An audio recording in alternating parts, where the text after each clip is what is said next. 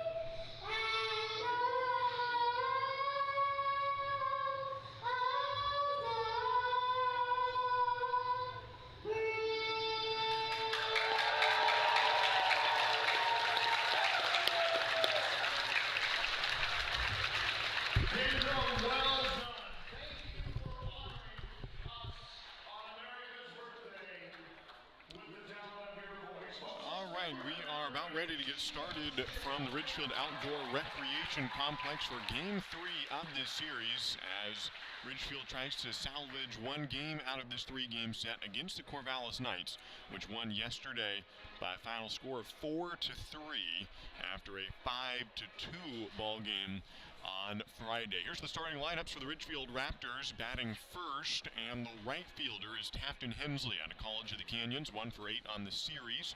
6'2", 205 out of Mooresville, North Carolina. Batting second out of left field, Reese Hernandez from San Jose State University. Batting third in center field from Cal State Fullerton, Caden Connor. So all three outfielders batting first, second, and third in the lineup today. The cleanup hitter and shortstop is John Peck out of Pepperdine University. Batting fifth, the third baseman from Nichols State, Cody Darcy. Batting sixth from Seattle University, the catcher Grant Heiser. Batting seventh, the first baseman from University of Antelope Valley, Dominic Enbody. Batting eighth, the designated hitter out of Loyola Marymount, an incoming freshman for the Lions, Patrick Stark. And batting ninth, the second baseman from Linfield University, his first triple of the season yesterday. He went 2 for 3. Tanner Jocks takes to 9-hole spot today for Chris Coda's crew. Chris Coda head coach, Nick Allen assistant, and Daniel Barato, the pitching coach for the Ridgefield Raptors in their red home uniforms today, bookended by the white caps and white pants, the red socks and white cleats, so alternating white and red all the way up and down. Meanwhile, the Corvallis Knights in their gray pants and their road red uniforms and black caps today for the Knights. Happy to have you with us. I'm Josh Warden with the play-by-play today from Ridgefield on 4th of July. A series that started Friday in Corvallis, our first split series of the summer. We'll have 2 of them, where a 3-game series is played partly at one ballpark and then travel over partway through the series to the opposite one and finish it out. After all, it's more like the playoffs, because once we get to the postseason in August, it's a pair of 3-game series in the semifinals and the championship, where the 3 games are split. One team plays the first game at home, and then the higher seed gets to go back for game 2 and the, if necessary, game 3. So consider this playoff time-esque baseball. And for 2 teams which are, if the season ended today, would be in the playoffs, Corvallis has already locked up their postseason berth. Ridgefield will have to wait until the conclusion of the regular season to try to secure theirs. Corvallis is the first half champions. They cannot be caught even if they lose today. So they are having made the postseason for the 14th consecutive year. Meanwhile, Ridgefield in its second season hopes to make the postseason for the first time. They'll have to either win the second half or finish with the second best overall record. That is, if Corvallis themselves win the second half, wins both halves. Starting pitcher today for Ridgefield is Nate Wheeldryer out of University of Washington by way of Auburn, Washington, making his 3rd start of the year with an ERA of 6.3. He's gone 10 innings so far, 8 strikeouts, 6 walks.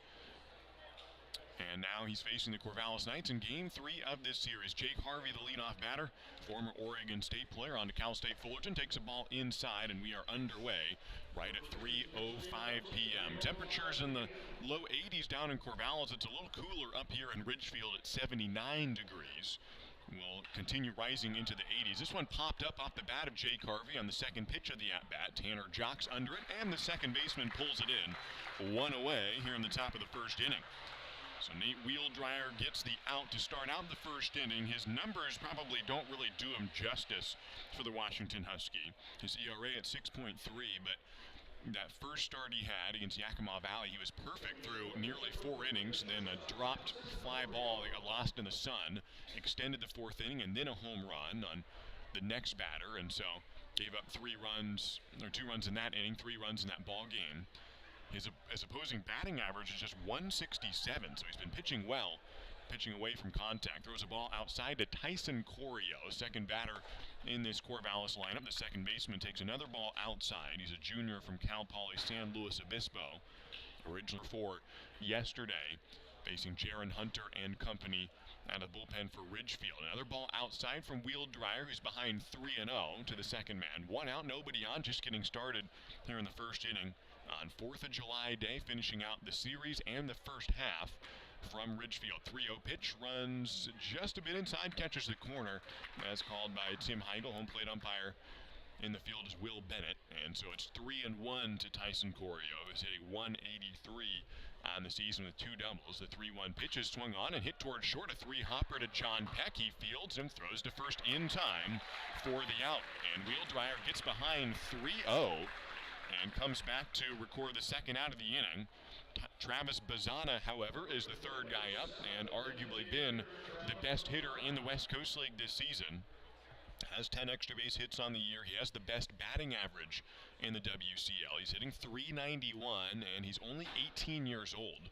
Left-hand hitter facing the righty, and Nate Wheeldryer takes a ball down low. 1-0's a count, 2 outs, nobody on. Scoreless in this game between the Raptors and the Knights. Bassano with an OPS over 1,000 on the season, and that's pretty good. And just in case you don't know, that's very good. Ball upstairs, 2-0 is the count to Travis Bazzana, originally from Sydney, Australia, and making his way to Corvallis to play for Oregon State, and spending the preceding summer with the Corvallis Knights. Takes the 2-0 pitch, just barely missing.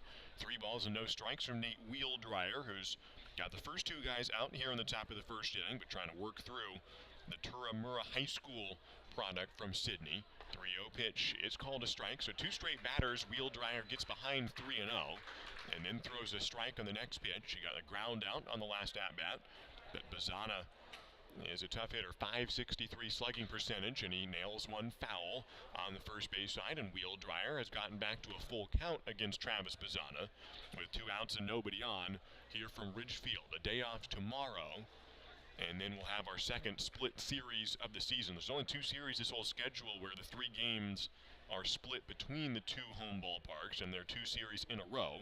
We head down to Bend on Tuesday and then come back Wednesday, Thursday.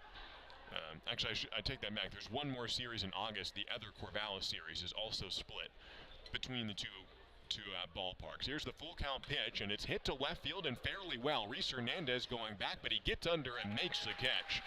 And the inning is over. Hernandez, who made a tremendous jumping catch at the wall yesterday, makes a somewhat simpler catch here to end the first inning. It's a 3-up, 3-down frame for Nate Wheeldryer, and we head to the bottom of the first. It's the Raptors coming up and the Corvallis Knights 0.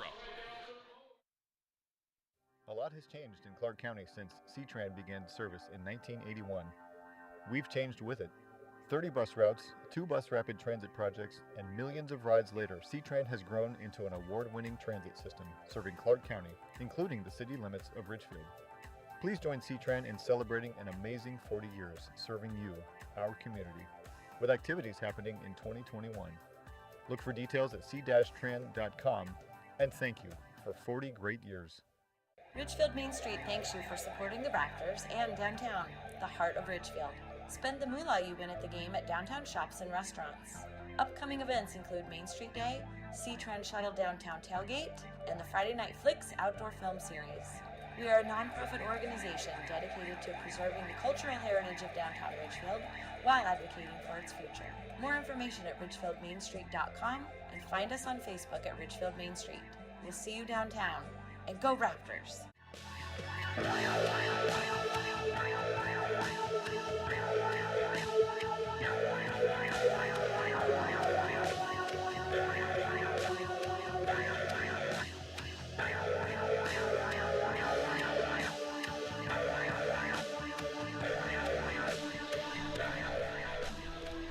Thanks for joining us here on the Raptors live stream from Ridgefield, Washington, where we are still scoreless as we head to the second inning here at the Ridgefield Outdoor Recreation Complex. To lead off for the Raptors here in the bottom of the first inning, Tafton Hensley, a right fielder out of College of the Canyons. 1 for 8 on the series. The pitcher he'll be facing today is Brock Townsend, who pitches in Goss Stadium quite a bit. He's not doing it today. We're up in Ridgefield, but he is from Oregon State University.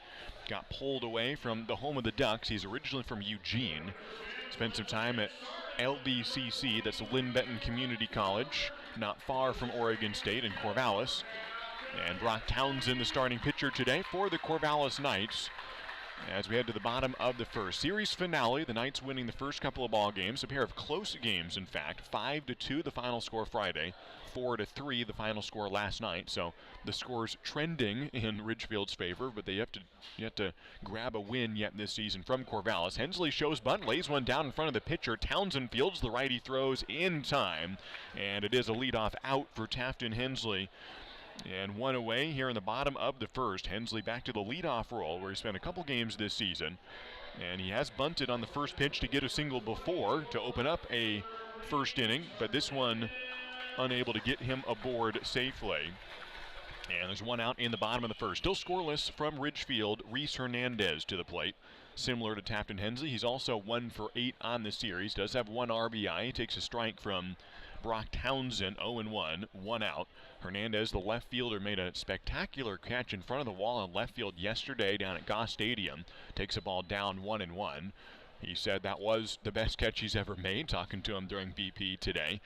He didn't quite hit the fence. He said he fell right in front of the wall and was immediately congratulated by his teammates. He grounds one over the pitcher Townsend, and it bounces into center field for a 1-out base hit for Reese Hernandez, and the San Jose State Spartan is aboard for his second hit of the series. He's already batting .320 on the year, and he's aboard with Caden Connor coming to the plate.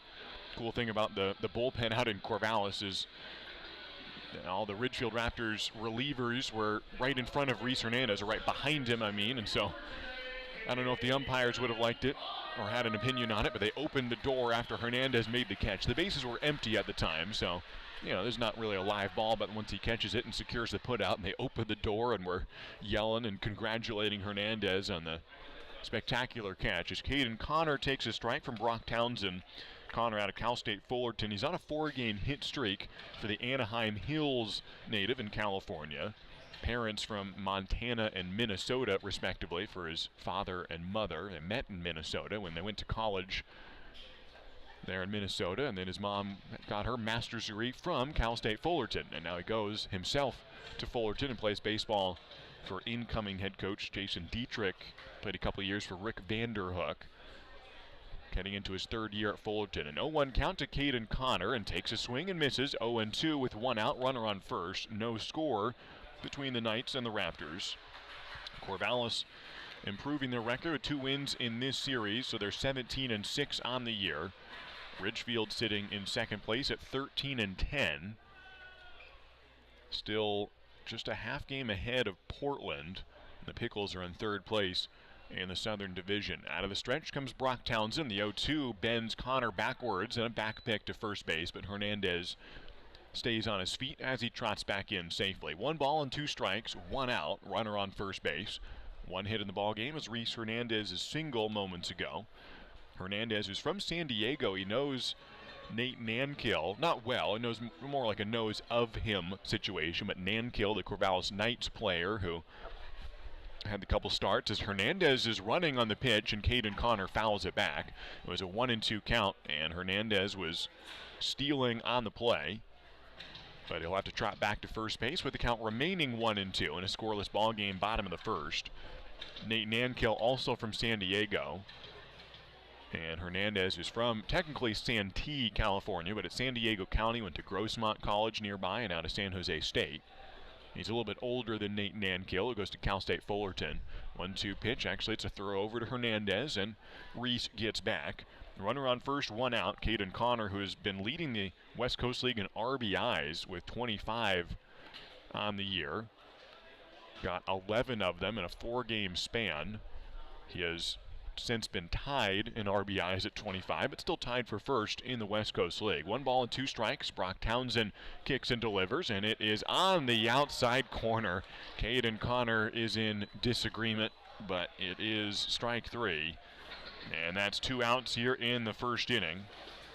John Peck to the plate, who's been the leadoff man for Ridgefield of late. He slides down to the cleanup role, playing shortstop today, getting his first cleanup opportunity. Down at Pepperdine, he was primarily in the bottom half of the lineup most of the season. Got a lot of playing time for the Waves. He's just a true freshman this year.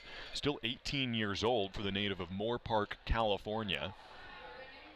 And an infielder for Pepperdine. Hernandez again has to dive back to first after the pickoff attempt from Brock Townsend. 2 outs, 2 outs, 1 runner on first. No score here in this ball game for either team. John Peck, who's been the hottest hitter recently for Ridgefield, has gone 5 for 10 in this series against the Knights. Brock Townsend from the stretch. Throws the first pitch to Peck, who hits it on the barrel towards the right fielder, and a leaping grab, a hold on to it. It's Romero going back to the wall, and he makes the catch with both hands on the fence for stability after pulling in the ball where he initially looked like he misread it and didn't realize that ball was going to get over his head. He took a couple steps back, jumped, and made the catch.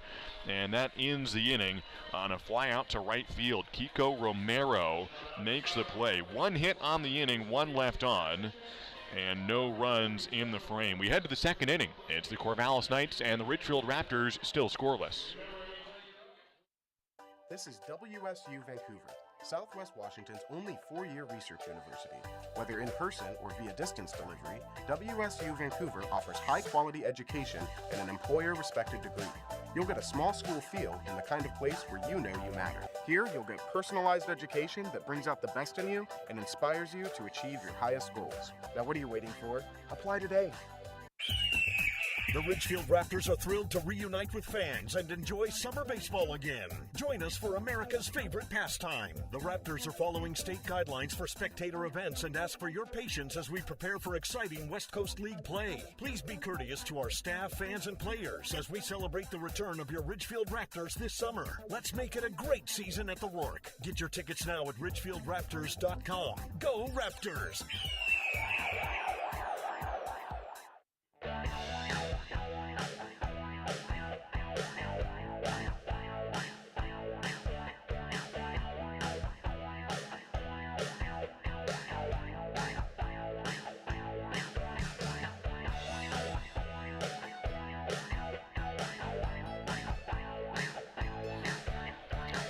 We head to the top of the second inning here in Ridgefield. Nate Wheeldryer back to the mound for the Raptors, and a first pitch swung on foul ball by Tanner Smith, the third baseman. And it's 0-1 count to Tanner, the Oregon State player. Welcome back, top of the second inning, no score from Ridgefield. And the Raptors back to the field in the top of the second. A slider from Nate Wheeldryer drops in for a strike. 0-2 from Nate out of University of Washington. He is in the transfer portal, but still listed as the Huskies as his most recent school. The 0-2 pitch is fouled at the plate by Tanner Smith, a Chandler, Arizona native, the 18-year-old headed to Oregon State. Wheeldryer's got a four-seam fastball, a slider, a changeup, and a one-seam sinker that he added recently. So a good arsenal from the right-hander. The 0-2 pitch runs just outside. Ball one from Nate Wheeldryer to the leadoff man in the top of the second inning, Tanner Smith, who yesterday went 3 for 4 in the ball game with an RBI in the one-run win. 1-2 pitch is hit backwards into the wooden backstop here at the Ridgefield Outdoor Recreation Complex. On a sunny day, temperatures in the high 70s, very pleasant, and a good day to watch some baseball on 4th of July.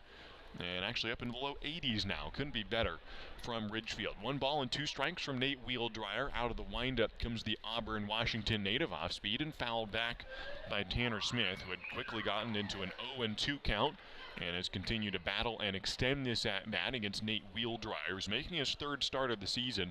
Just joined the team right before making his debut a couple series ago and has been a reliable guy who I think the coaches will lean upon to be a solid member of the starting rotation as the summer continues. 1-2 pitch from Wheeldryer at the bottom of the zone and just below for ball 2.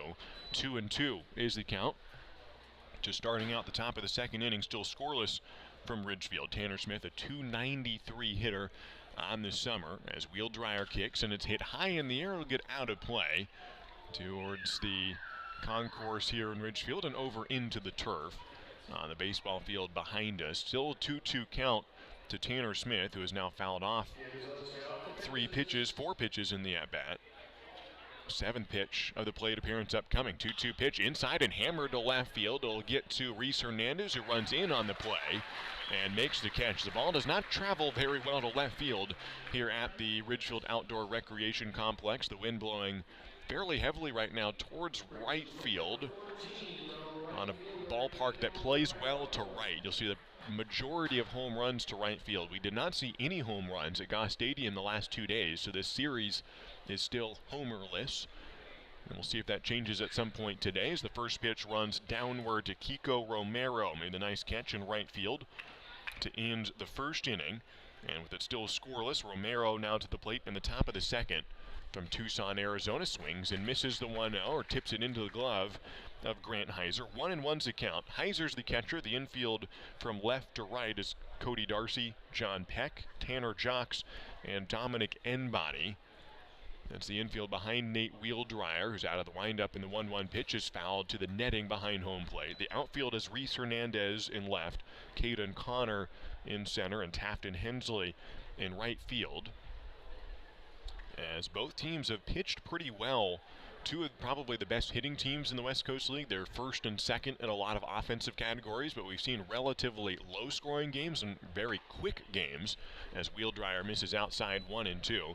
Yesterday's game lasting just 2 hours and 53 minutes, and that was much longer than the game before, and those are two of the shortest games we've seen all summer for Ridgefield, which tends to get a lot of hits and a lot of time. The 2-2 pitch, check swing, and did he go? Yes, he did. Strike three on Kiko Romero, and the first strikeout of the day for Nate Wheeldryer, who has retired all 5 batters he's faced. Nick Vogt is the 6th batter he will encounter. With 2 outs in the second inning, no score yet from Ridgefield. Vogt is a left fielder from UCSB. On the series, he's 1 for 7. A sophomore down in Santa Barbara. Against Wheeldryer, who throws the first pitch ball outside. Nick Vogt, who tends to hit balls left field to left center, has been playing left field. He won't have to deal with the sun to the same degree as he has been down at Goss Stadium, where the left fielders got a tough situation. He grounds one to short on a short hop. John Peck fields, throws to first on the run, and makes the play to nab Nick Vogt. It's another 1-2-3 inning for Nate Wheeldryer, who's gone 2 scoreless. And we head to the bottom of the second inning. The Ridgefield Raptors will bring up their 5-hole hitter, Cody Darcy, when we return. A scoreless ball game in the second inning from Ridgefield. At Clark Public Utilities, we know you depend on electricity every day. And even though our offices remain closed, we're available 24 hours a day, 7 days a week, by phone, online, and email. The past year has brought changes to many in our community, with lost jobs or reduced working hours, disrupted childcare, and the challenge of teaching the kids. If you've been financially impacted by the pandemic and can't pay your utility bill, call us or send an email right away. Eligibility for payment assistance has been expanded, so more households may qualify. Through it all, we're always here to provide you with safe and reliable service, and we're ready to help. Clark Public Utilities, ranked highest in customer satisfaction among residential mid-size utilities in the West by J.D. Power, 13 years in a row. For J.D. Power 2020 award information, visit jdpower.com/awards. Clark Public Utilities, we're always here.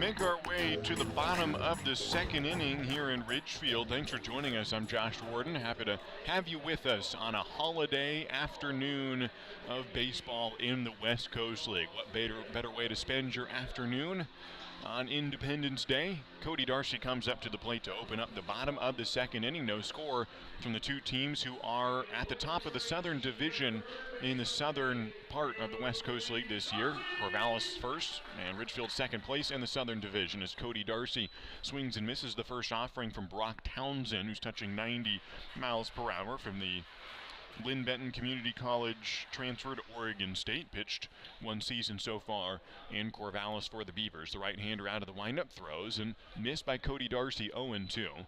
Townsend had one save this year for the Beavers at a 2.57 ERA and a tremendous strikeout to walk ratio. 35 punch-outs, just 4 walks in the 28 innings he worked in an Oregon State uniform this spring. 0-2 pitch, check swing, and did he go? No.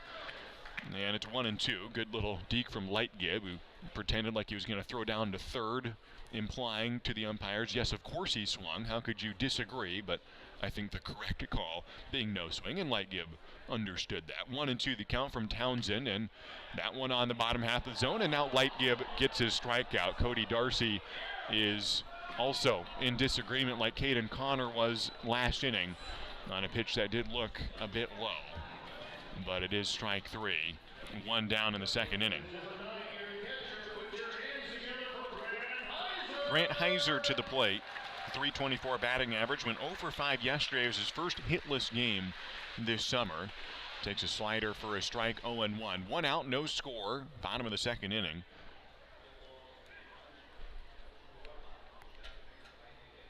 As Heiser to the plate with an 0-1 count, swings and misses, it's 0-2. Brock Townsend has had one save in the spring, and it was an unusual save. Now, the typical situation for a save would be, let's say it's 5-3 score, you come in the ninth inning, get 3 outs as Heiser swings and misses, and strikeout number 2 here in the frame.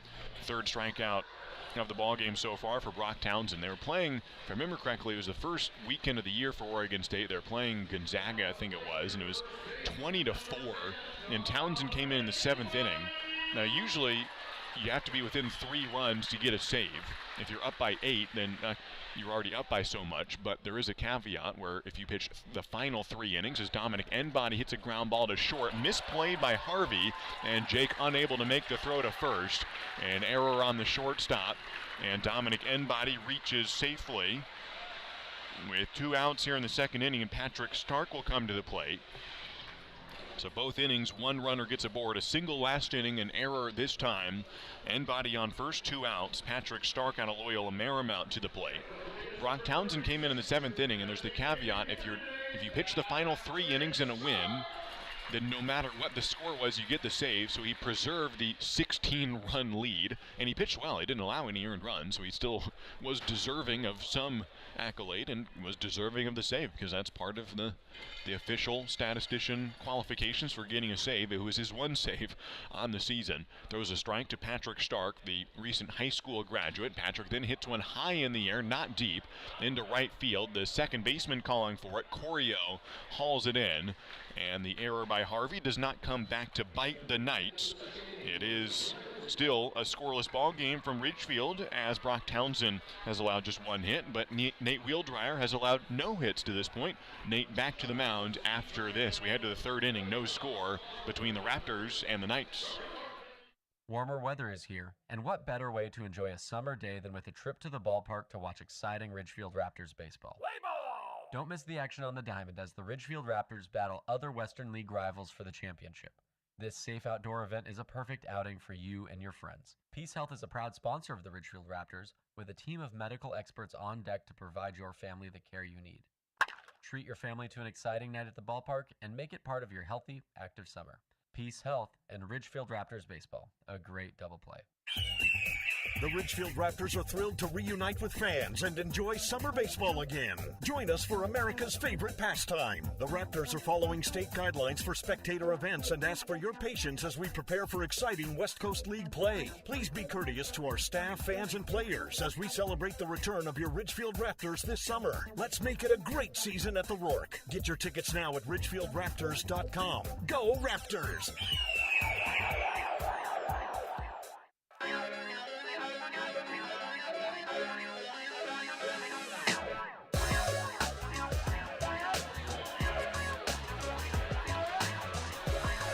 Some holiday baseball for you from Ridgefield, Washington, just northwest of Vancouver, for the relatively new franchise of the Ridgefield Raptors. Will not be the newest franchise for long.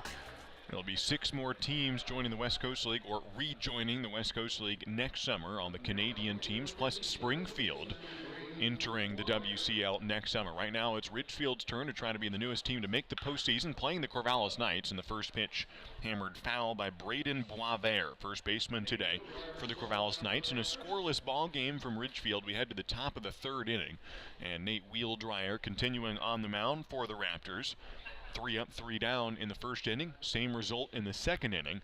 Now on to the 3rd with no score. And Wheeldryer, the right-hander, out of the windup to Boisvert, and he just missed him with the slider that bends away from the body of the right-hand hitter from Oregon State. Boisvert takes the ball inside, leading off the 3rd inning, playing for his 3rd different college when he heads back down to Corvallis for the upcoming spring season. A breaking ball for a strike. It's 1-2 from Nate Wheeldryer. Originally went to Scottsdale Community College, did Braden Boisvert.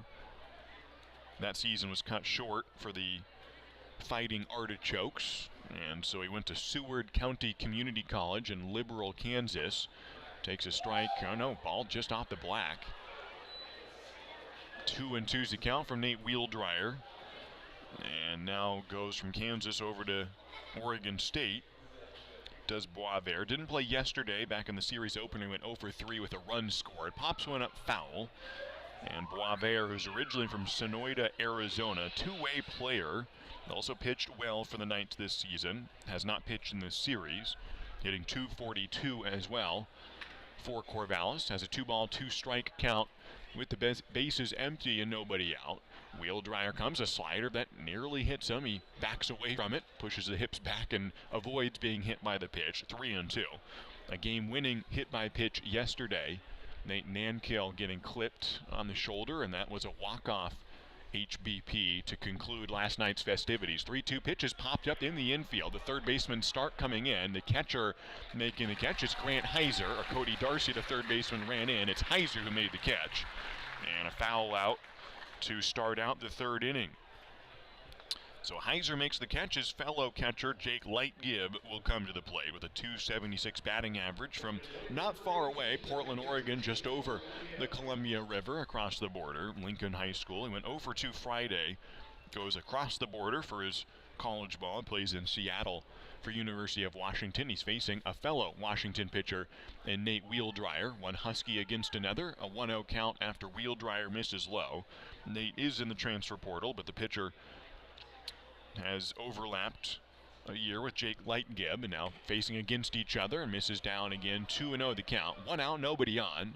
No score here at the Rourke in the top of the third inning. Nate Wheeldryer continuing out of the windup. He's not needed to go to the stretch today. 2-0 pitch is a called strike at the knees of Jake Lightgibb, who did have a run and a walk on Friday despite going hitless.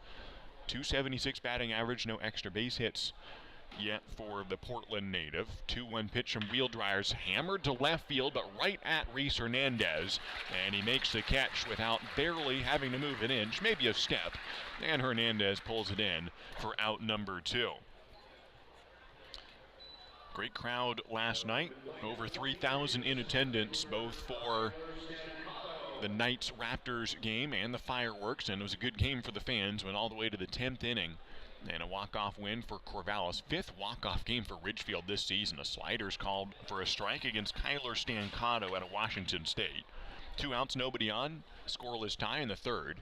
5 games, and we're not even done with the first half yet of this season. And 5 walk-offs this year for Ridgefield. This one fouled on the third base side, 0-2 to Stancato. 2 of those 5 walk-offs have been victorious games for Ridgefield. They've been the victim of 3. They've gone to extra innings in 5 occasions, and all 5 times the home team won it, thus walk-offs in each occasion. The 0-2 pitch from Wheeldryer runs high. 1-2 the count with 2 outs. Most of them, 4 of the 5, winning their series in the walk-offs. Couple rubber matches decided here at home at the Rourke. This one popped up into shallow left field. Cody Darcy, the third baseman, going back, and he pulls it in to end the inning. Nate Wheeldryer works through the lineup through 3 innings. He has faced each batter and retired each batter, and it is still a scoreless ball game from Ridgefield. We head to the bottom of the third inning from the Rourke. Stay with us here on the Raptors live stream. Baseball is back, and Peace Health is excited to once again sponsor the Ridgefield Raptors as they vie for the West Coast League title. Raptors games make a great family outing. Bring the whole crew to the ballpark to enjoy a safe, fun outdoor event featuring the thrills of Raptors baseball. As the largest health provider in Clark County, Peace Health is ready to step up to the plate and keep your family in the game, whether it's a routine appointment or specialty emergency care. Peace Health and the Ridgefield Raptors, 2 great teams. The Ridgefield Raptors are back, where the entire family can watch top-level college baseball players live at the Rourke. Now, kids 12 and under get in free with a paid adult for all Sunday afternoon Raptors games. Enjoy local Southwest Washington baseball with the whole family this summer. Sunday games are at 105 and are presented by Peace Health and the Columbian. Come cheer on your Ridgefield Raptors all season long. Get your tickets now at ridgefieldraptors.com. Go Raptors!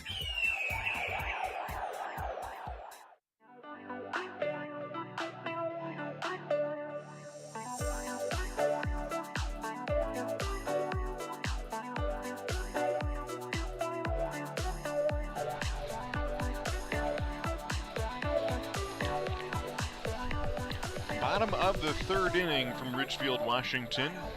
No score yet between the Ridgefield Raptors and the Corvallis Knights. We head to the bottom of the lineup, and Tanner Jocks, the ninth hitter in Chris Coda's lineup today. He's playing second base, a .292 hitter out of Linfield University. No longer Linfield College, that is the Wildcats from Linfield University. Former Oregon State coach Dan Spencer, the head coach for Tanner Jocks, who's digging in against Oregon State pitcher and Brock Townsend. First pitch, ground ball to short, fielded by Harvey, and the former Oregon State player makes the throw. And current Cal State Fullerton Titan records the assist, a 6-3 ground out, and one away in the bottom of the third. Tafton Hensley, the leadoff hitter in this lineup, steps in for his second plate appearance on the day. He grounded out a bunt attempt to lead off the bottom of the first, an unsuccessful drag bunt.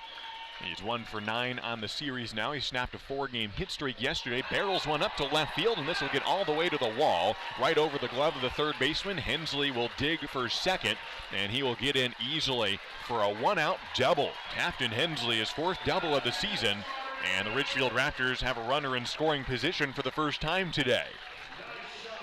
First time either team has gotten a runner past first base. And Tafton Hensley takes the first pitch right over the glove of Tanner Smith, the third baseman, and it rolls all the way to the wall.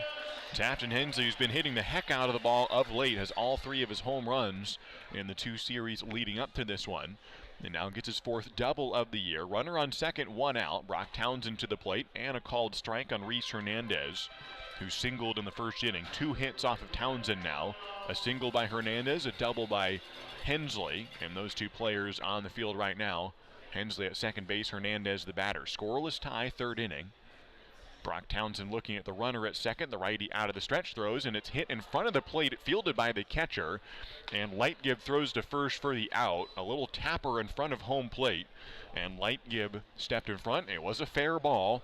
Hensley holds at second, so an unproductive ground out for Reese Hernandez. And now with 2 outs and a runner on second, Caden Connor comes to the plate. Center fielder from Anaheim Hills, California. After Fullerton, 6'1", 200-pounder, who is on a 4-game hit streak. Steps in with an RBI opportunity now. Tied for first in the West Coast League with Noah Williamson out of Yakima Valley. Both the Knights and the Raptors have played Yakima, so familiar with how good of a hitter Noah Williamson is. And Caden Connor tied with him in RBIs, takes a pitch inside, ball 1 to Caden. 2 outs, runner on second. And neither team has scored yet so far on 4th of July. And Caden, a .283 hitter, went 1 for 4 yesterday. In fact, has gone 1 for 4 in both contests this series. 11 doubles this year to lead the team. 1-0 pitch is swung on and hit to second base. A 3-hopper fielded by Corio, and the second baseman throws accurately to first to retire the side. Ridgefield does get a double out of Tafton Hensley, but it doesn't go anywhere. They strand Hensley at second base. We are through 3 complete innings from Ridgefield. No score yet between the Raptors and Knights. Stay with us from the Rourke. Dick Hanna Dealerships is proud to welcome everyone back to support our Ridgefield Raptors. Just in time for warm summer nights with family and friends, lounging on the lawn, or eating dogs in the stands. Feels good to be back. In business for over 70 years, Dick Hanna Dealerships is a local, family-owned business with locations in Vancouver, Kelso, and Portland. Choose from thousands of cars and 12 new car brands. Experience nice in the car business. Dick Hanna Dealerships. Believe in nice. Now play ball. Oh, I love family road trips. Wind in my ears, treats in my mouth, and peace of mind knowing Les Schwab did our tires, brakes, and alignment. Like Les Schwab, my family's safety is my first priority. Well, that and squeaky toys. Les Schwab Tires, proud to be ranked #1 in overall customer satisfaction for aftermarket tire replacement by J.D. Power 2 years in a row. For J.D. Power 2021 award information, visit jdpower.com/awards.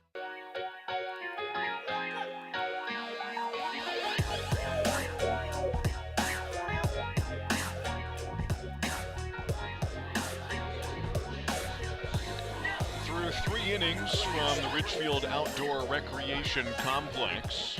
The Corvallis Knights, no runs on no hits, one error. For the host Ridgefield Raptors, no runs on 2 hits and no errors. Nate Wheeldryer has gone through the lineup once. He's now back to the top of the order as we start out the 4th inning. Jake Harvey to the plate. Cal State Fullerton, product of Kennewick, Washington. The 21-year-old will lead off an inning for the 2nd time. He popped out to second base to open up this ball game. He's hitting .333 on the year. Played some outfield, played some infield. He's playing shortstop today. And Jake steps in against Nate Wheeldryer, and the Auburn, Washington product hits one and throws it to short, and it's caught by John Peck. The slider from Wheeldryer and line to Peck, and the shortstop runs over and makes a leaping grab for out number 1. How about that for John Peck to snag it and keep the strong start by Nate Wheeldryer intact? It is a line out to short, and John Peck making the running catch, having to fully extend with the glove. It was hit to his glove side and made the catch. Now another first pitch swinging. It'll push the center fielder, that's Caden Connor, into left center, and he makes the catch. 2 pitches and 2 outs for Nate Wheeldryer. And that brings up Travis Bazana, who flew out to left field in the 1st inning. He's already leading the West Coast League in batting average. Went 2 for 4 yesterday to improve his average to .391 on the summer. 2 outs, nobody on. A slider on the back door is called for a strike. So 3 pitches in the inning now. They've all been strikes, 2 of them resulting in outs. Bazana already with the longest at-bat of the inning. He's behind 0-1. Wheeldryer, the righty, throws another backdoor slider. This one does not catch. And it's 1-1 from Wheeldryer. Right-handed pitcher against left-handed batter. He's trying to catch the slider bending in towards Bazana. 1-1 pitch from Nate is a fastball, also trying to hit the outside corner, but misses away. 2-1. 88 miles an hour. Still scoreless, top of the 4th. 2 outs, nobody on. Bazana waving the bat back and forth as he prepares for the 2-1 pitch and fouls it off of Heiser, who, that did not look good. It bounced off of, I don't know if it was wrist or his hand or forearm on his glove hand. He immediately took the mitt off. And he doesn't seem to be in excruciating pain, but he was in some discomfort after being hit by the foul ball. Bazana is checking on him. Good sportsmanship from the Oregon State Beaver to the Seattle Red Hawk. And Grant Heiser's ready to go. Gets back in the crouch. And it's now a 2-2 count with 2 outs, nobody on. Wheeldryer from the windup, and the pitch is swung on and hit high in the air in shallow center field. Caden Connor calling for it and makes the catch. It's a 3-up, 3-down inning yet again for Nate Wheeldryer, who has been quite solid to say the least. 3-up, 3-down, and not very many pitches in that inning. He got the first 2 on the first 2 pitches, and then takes just 5 to get Travis Bazana out for out number 3. We head to the bottom of the 4th from Ridgefield. No score between the Raptors and the Knights. Found a giant spider in my bed. Stepped outside and a hornet stung my head. Got ants around the sink, And I am starting to think. the experts that I know are gonna make me pest-free. Natural pest control, killing your bugs and rodents, baby. Natural pest control. Call today, get a quote for free. Hey baseball fans, after the game visit A, the area's premier gaming, dining, entertainment, and meeting destination. A is a proud supporter of the Ridgefield Raptors and the perfect place to meet up with friends after a Raptors win for dinner, drinks, and great times. Keep the fun and excitement going after the 9th inning and grab beers at Tom's Urban, or enjoy a perfectly cooked porterhouse at Michael Jordan's Steakhouse. With 100,000 square feet of gaming space, 15 different restaurants, bars, and retail outlets to choose from, A has just what you need to turn your night at the ballgame into a night you won't forget. A, just off I-5 at exit 16, ILANIresort.com.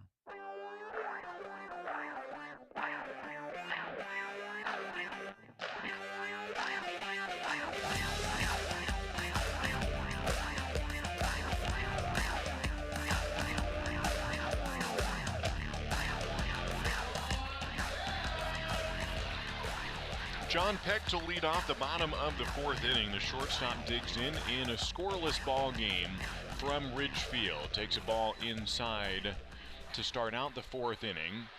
Brock Townsend has gone 3 innings for the Corvallis Knights out of Oregon State University.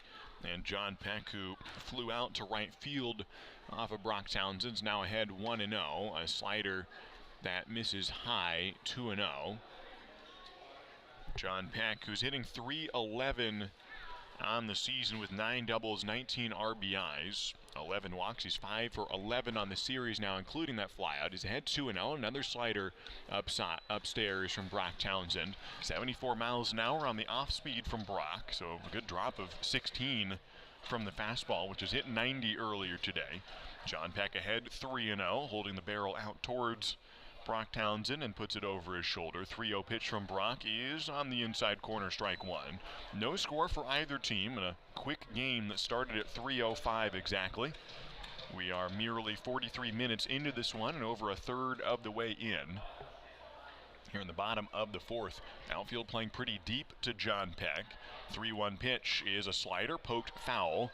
Bending away from John, who reaches out and tries to send it the other way, and he does send it a bit too far the other way and foul.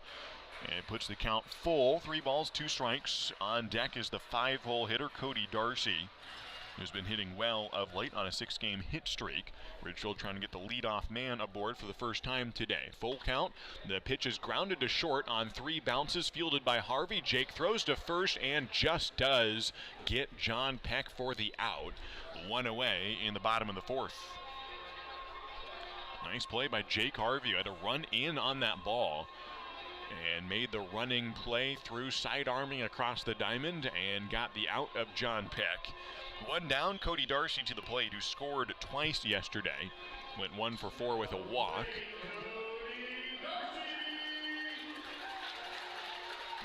And a double in each game this series. First pitch to Cody, takes a check swing. It's called a strike.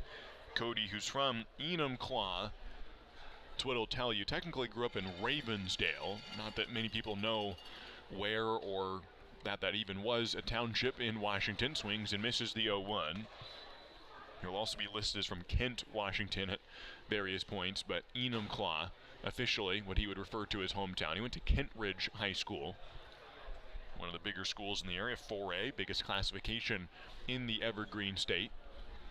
No balls and 2 strikes to Cody Darcy with 1 out. Takes a pitch outside and a bit low at 86 miles an hour from Brock Townsend, who has yet to give up a run to the Ridgefield Raptors. 2 hits. His counterpart, Nate Wheeldryer, yet to allow a hit at all. 2 Pac-12 pitchers playing well today. Townsend breaking ball, hit into center field. It'll land in front of Stancato for a 1-out base hit, and Cody Darcy extends his hit streak. It's up to 7 contests in a row where he has hit safely. He's 1 for 2 in the ballgame. Grant Heiser will try to get to 1 for 2 if he can get aboard here. He's already hitting .324, and the catcher is next up with 1 out and 1 on. No score yet, bottom of the fourth. Grant speaks to his batting average because he went 0 for 5 yesterday, and his batting average still at .324, playing in his 9th game of the year. Has 1 home run. He was here at this ballpark, 1 double as well on the season. Pitch to Grant is on the inside corner, to the slight surprise of Grant, who looks back and double checks the call. 0-1 the count to the Camas, Washington native. 6 RBIs on the year for the former papermaker. Now playing for the Ridgefield Raptors as a runner on first and 1 out. No balls and 1 strike from Brock Townsend, the Churchill Lancer, to the plate, and bends a breaking ball outside. He was a 5A pitcher of the year, was Brock Townsend, 5A being the 2nd largest classification in the OSAA. Went from Churchill High School in Eugene up to LBCC and then to Oregon State. And playing for the Beavers. 1-1 pitch from Brock Townsend, who's working out of the stretch. Pausing, and now comes to the plate to Heiser, who takes it on the inside corner. And it's 1-2 to Grant. Runner on first is Cody Darcy, trying to take down the Corvallis Knights for the first time in franchise history. They've played 8 times from the 2019 season and this season.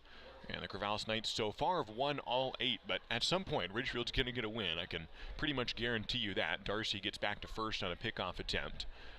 Ridgefield, if they win today, will salvage 1 game out of the series and keep their hold on second place in the division. The second half of the season starts next week, when we'll reset the standings and give one team a chance to win the second half and earn the one other playoff berth from the Southern Division. 1-2 pitch is swung on and tipped into the glove and into the body of the catcher, who does not hold on to it.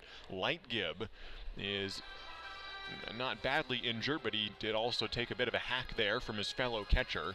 Grant Heiser himself took a knock last inning, and so he has, I'm sure, some empathy for Jake Lightgib, who needs just a moment to walk around and walk it off, and he'll be okay. Good to see both catchers gritting their way through it. It's not an easy position to play, and that's an understatement. And the two catchers right now, both astride of home plate. Lightgib back into his crouch, Heiser back into the batter's box with the 1-2 pitch from Townsend. Hits the catcher and Heiser. And so after one count, no, I guess it hit a barrel. It looked like it hit his body, but it must have hit the bat, because it is ruled a foul ball off the barrel of Grant Heiser. And so the at-bat will continue. Not a hit by pitch. It must have hit the handle under the fists of Grant Heiser. And he didn't pretend or try to call it a hit by pitch. It hit the handle, and so it stays a 1-2 count. He does not seem to be injured at all. Right back to the batter's box. 1 out, 1 on. No score in the bottom of the 4th. And Heiser continuing the at-bat against Brock Townsend. The other 1-2 pitch swung on and missed. And a throw down to first. And Cody Darcy gets back, but it is a strikeout of Grant Heiser. And Dominic Enbody to the plate. Got aboard via an error in the second inning. Was stranded at first. Went 1 for 4 yesterday. Former Concordia Cavalier shut the place down. Well, not he himself, but the school did close down when Dominic was on the baseball team in Portland. So he went from Concordia down to University of Antelope Valley in California, playing for the Pioneers this most recent season. Takes a pitch on the outside half for strike 1. Enbody, who also is a catcher, was behind the dish yesterday getting the start, and now is playing first base today. Has an 0-1 count with 2 outs, a scoreless tie in the bottom of the 4th. Enbody, the left-handed hitter, preferring right-handed pitchers such as Brock Townsend. The righty out of the stretch throws. It's blooped into left field with the runner going. Darcy will cruise around to third on a single by Enbody. And Darcy easily able to go first to third. He was stealing on the pitch, and he was already to second base by the time that ball landed in left center. Dominic Enbody on a hit and run gets a single to left center. He's reached base both times today. And Cody Darcy 90 feet away from becoming the first player to score in this contest. Still 2 outs, so it's up to Patrick Stark here, who does have the highest batting average on the team, albeit in small sample size. He's 6 for 16 on the year, 6 singles so far for the high school graduate of Redondo Union High in Redondo Beach, California. Incoming freshman at Loyola Marymount. First pitch to Patrick is above the belt, ball 1. Townsend encountering his toughest struggle to this point. First time that either team has gotten a base runner to third in this contest. We're in the bottom of the 4th. A scoreless tie as Patrick Stark, right-handed hitter against right-handed pitcher. A 1-0 count from Townsend. Throws, swung on and missed it, or tipped it into the glove. 1-1 from Patrick Stark.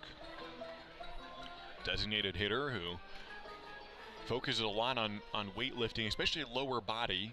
Coaches will tell you most important muscles as a hitter will be in the lower half. That's where you get all your power, and Patrick Stark appropriately focusing on a lot of leg workout, leg exercises. Does about 315 pounds squatting. He's only 18 years old. The 1-1 pitch, runner goes from first, he grounds one back to the pitcher. Townsend misses it in his glove. He'll have a chance to recover. He throws to first in time. It went out of his glove, and at first he didn't realize he'd lost it.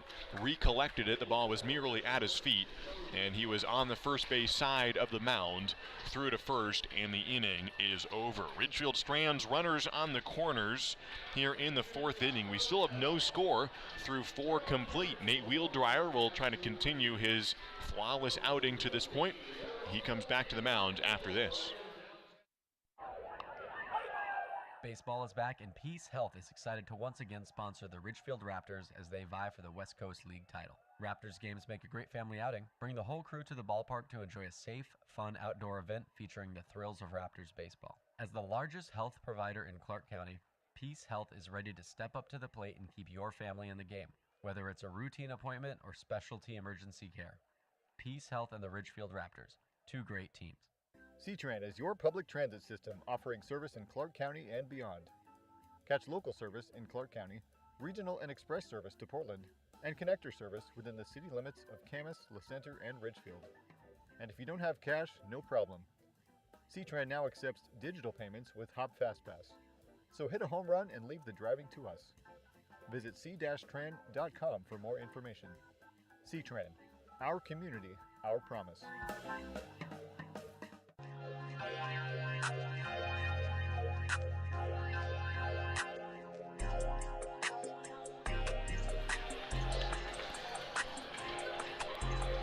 It's a sweet moment so far for Nate Wheeldryer, who's gone 4 straight innings. No score for Wheeldryer, no score for either team. We head to the 5th. The first batter he'll face is Tanner Smith.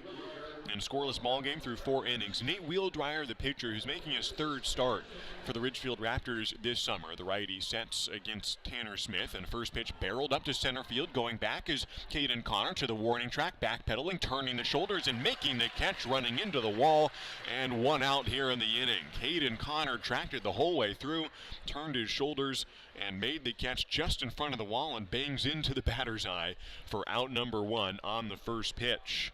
That's the 52nd pitch of the ball game for Nate Wheeldryer, and he's retired every pitcher, every hitter. A sweet moment in the 4th inning, at least somewhat redemptive for him, as he throws a ball outside to Kiko Romero. 1 out, nobody on, scoreless game, top of the 5th. Wheeldryer in his first start for Ridgefield, his debut a couple weeks ago against Yakima Valley, started out on a torrid beginning to that ball game as he throws down low 2-0 to Romero, who struck out in the 2nd inning. Wheeldryer retired all 9 hitters through the first 3 innings, so a perfect start. Went to the 4th inning, got the first 2 guys out. 2-0 pitch here to Romero, swung on and missed. 2-1 the count with 1 out. Wheeldryer had 2 outs in the 4th inning, and he had not allowed anybody on. Then he induced a bloop fly ball to right field for what looked like would be an inning-ending fly out to end the 4th. The 2-1 pitch to Romero is just a bit outside. 3-1 from Wheeldryer. The fly ball landed in right field, got lost in the sun, and just it was kind of a gift double. And so Wheeldryer lost the perfection. 3-1 pitches outside, and now he again loses perfection here. This time in the 5th inning, he has allowed his first base runner now. A walk to Kiko Romero, but still 1 out in the inning. So this time, Nate Wheeldryer again, it was perfect through 3 2/3 innings. And then on the final batter of the 4th inning, he also induced a flyout, but Caden Connor was able to track it. Caden was the one who couldn't see it in right field a couple weeks ago. Caden, now playing center field, was able to see that one, made the catch, then made another nice catch. This one opening up the 5th inning. Now a runner on first, a pickoff attempt, and Romero stumbles a bit but gets back to the bag. 1 out, 1 on, no score, top of the 5th. So Nate Wheeldryer has had some tremendous starts. That's why his ERA of 6.3 is a bit deceiving, because he's had some really good appearances, albeit this is only his 3rd start, so small sample size. Off speed falls into the zone against Nick Vogt, who grounded out to short in the 2nd inning. He's now got an 0-1 count with 1 out. Vogt, who's hitting .321 on the season, comes from UC Santa Barbara. The 0-1 pitch from Wheeldryer swung on and missed, and it's 0-2 to Nick Vogt. So a 5-pitch walk from Wheeldryer, first base runner he has allowed today. We're in the 5th inning. Still a scoreless ball game after yesterday. We are also tied through 9 innings of play. Took one extra inning to decide it. Corvallis winning 4-3. And the walk-off from Goss Stadium. 0-2 pitch from Wheel Dryer. Runs a bit outside, 1-2 to Nick Vogt, right-handed hitter against right-handed pitcher. Wheel Dryer, who's playing for his second summer league team already this summer. He was playing kitty corner to here, if Florida counts as kitty corner, all the way across the country in the Cape Cod League. 1-2 pitch from Wheel Dryer with a runner going, ground ball through the left side, and the first base hit today for the Corvallis Knights. They get a walk and then a single. Nick Vogt aboard with a one-out base hit. Kiko Romero holds at second. He was running on the pitch, and with the ground ball to left, he holds at second. Runners in first and second now. Braden Boisvert, the hitter, out of Oregon State. Went 0 for 3 on the series so far. Now 0 for 4, including a foul out to the catcher earlier this ball game. A two-way player from Sonoyta, Arizona, to the plate. Right-handed hitter against right-handed pitcher again. First offering is fouled back. Boisvert, the first baseman today, has a runner on second. First time that the Knights have had a runner in scoring position today. First time they've had base runners all game long, after all. And we're in the top of the fifth. Scoreless tie. Ridgefield with 4 hits in the ball game. Corvallis with 1. Neither team yet to bring any of those runners home. 0-1 the count from Wheel Dryer, who looks back at second, comes out of the stretch. A slider hit to short, fielded by John Peck. The only throw is to first, and he makes that accurately. And it was too weakly hit to get the double play, so he throws to first to get the force out, and moves both runners ahead 90 feet on a weakly hit ground ball off the fist. And John Peck makes the play for out number 2. Jake Lightgib, the hitter, the catcher who flew out to left field in the 3rd inning, now has 2 runners in scoring position. Ridgefield stranded a runner at third last inning. And similarly, Corvallis with a runner on third. A ground ball on the first pitch. John Peck fields it, throws to first, and Body makes the catch. And Corvallis gets 2 runners in scoring position, but Nate Wheel Dryer strands both. Another scoreless inning for Nate. He finally does allow his first hit of the ball game and his first walk, but most importantly, still puts a 0 on the board. He's gone 5 scoreless innings. We head to the bottom of the 5th. The Corvallis Knights and the Ridgefield Raptors still scoreless. Dick Hanna Dealerships is proud to welcome everyone back to support our Ridgefield Raptors. Just in time for warm summer nights with family and friends, lounging on the lawn, or eating dogs in the stands. Feels good to be back. In business for over 70 years, Dick Hanna Dealerships is a local, family-owned business with locations in Vancouver, Kelso, and Portland. Choose from thousands of cars and 12 new car brands. Experience nice in the car business. Dick Hanna Dealerships. Believe in nice. Now play ball. Join the Ridgefield Raptors for warm sunshine, great food, and exciting top-level college baseball at the Rourke. Bring your family, friends, neighbors, and coworkers for a relaxing night outdoors this season. Your group can welcome us on the Les Schwab left field platform, the Leonard Homes and Dick Hanna grass berms, or the First Centennial and Wellhaven Pet Health picnic areas. There's nothing like a Ridgefield Raptors summer baseball game. Get your tickets now at ridgefieldraptors.com. Go Raptors!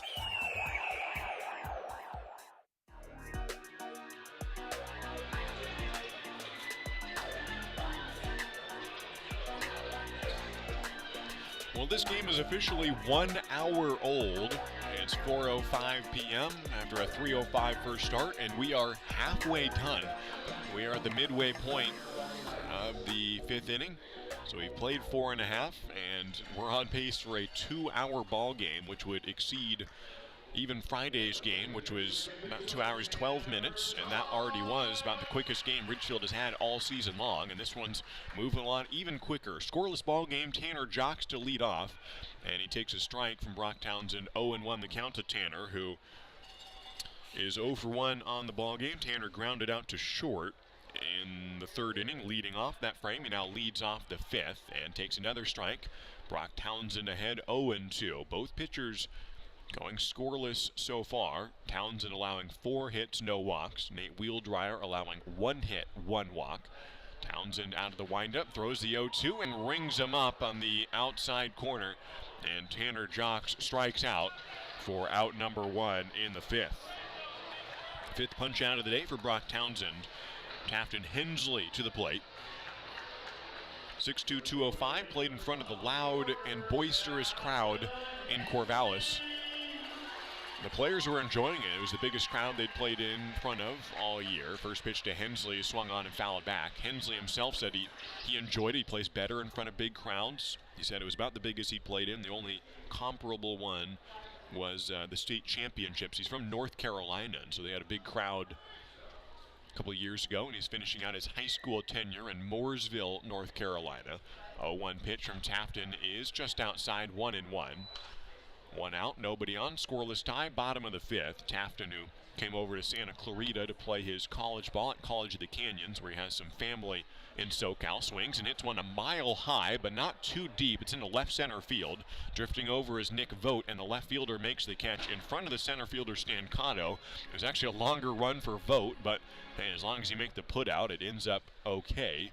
And Nick Vogt records the out, 2 away in the bottom of the fifth. A couple of the outfielders remarking that it was tough just to communicate with each other. Reese Hernandez was trying to yell something to Caden Connor and just couldn't hear it late in the game when the fans were so real loud. Hernandez now at the plate and Caden Connor on deck. Caden had to make a change yesterday. He came into the infield yesterday. They had 5 infielders at one point. Hernandez takes a ball down low. First time that Ridgefield has done that all season, and not an often look to just have 2 outfielders and 5 infielders. It was bases loaded, nobody out in the bottom of the 10th. 1-0 pitch is on the outside corner. Hernandez has an even count, 1-1. 2 outs, nobody on, no score, bottom of the 5th. Corvallis won it on a hit by pitch last night. 1-1 is a breaking ball low, 2-1. The game ended at 10:08 p.m. yesterday. Fireworks ensued on a fun night at Goss Stadium, and the team got back at about 1 a.m. morning here in Ridgefield. Hernandez grounds one on a chopper to second base. It bounces near the ball cap of Corio, and Tyson throws to first for the out. It's a 3-up, 3-down inning for Brock Townsend, who's now gone 5 scoreless innings to match his counterpart in Nate Wheeldryer. Both pitchers going 5. And it looks like Nate will come out for another inning, his 6th of the day. We head to the top of the 6th, no score from A lot has changed in Clark County since we've changed with it. Transit projects and millions of rides linking transit system serving Clark County, including the city limits of Ridgefield. Please join C-Tran in celebrating an amazing 40 years serving you, our community, with activities happening in 2021. Look for details at c-tran.com, and thank you for 40 great years. Ridgefield Main Street thanks you for supporting the Raptors and downtown, the heart of Ridgefield. Spend the moolah you win at the game at downtown shops and restaurants. Upcoming events include Main Street Day, C-Tran Shuttle Downtown Tailgate, and the Friday Night Flicks Outdoor Film Series. We are a nonprofit organization dedicated to preserving the cultural heritage of downtown Ridgefield while advocating for its future. More information at ridgefieldmainstreet.com and find us on Facebook at Ridgefield Main Street. We'll see you downtown. And go Raptors!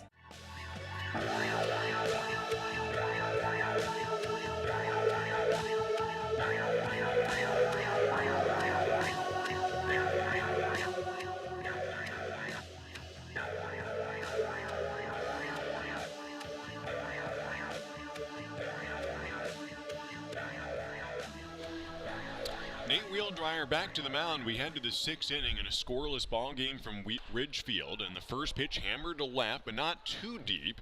Reese Hernandez drifting over, and for the 3rd straight inning, the leadoff man gets out on the first pitch. Kyler Stancato lines out, and 1 out, and nobody on base here in the 6th inning. Nate Wheeldryer's had a few quick innings here of late. That's only his 64th pitch of the ball game.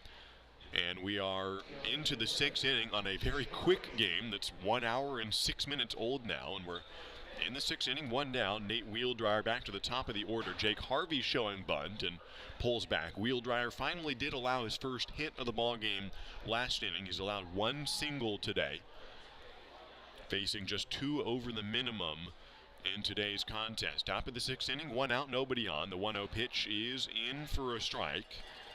Wheeldryer out of University of Washington, and wherever he transfers to this upcoming year could depend perhaps on how well he pitches this summer, and He is pitching quite well so far. 1-1 pitch is down and away, 2-1 on the off speed at 79 miles an hour.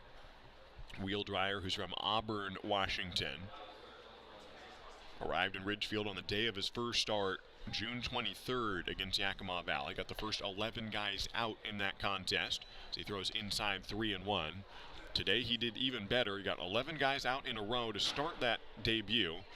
Today he retired the first 13 he faced. The 3-1 pitch from Nate Wheel Dryer. Fastball hit hard to center field. Caden Connor going back. He should have a play on this one in front of the warning track. And he does make the catch for out number 2. A pair of flyouts to open up this 6th inning. And it's Tyson Corio to the plate.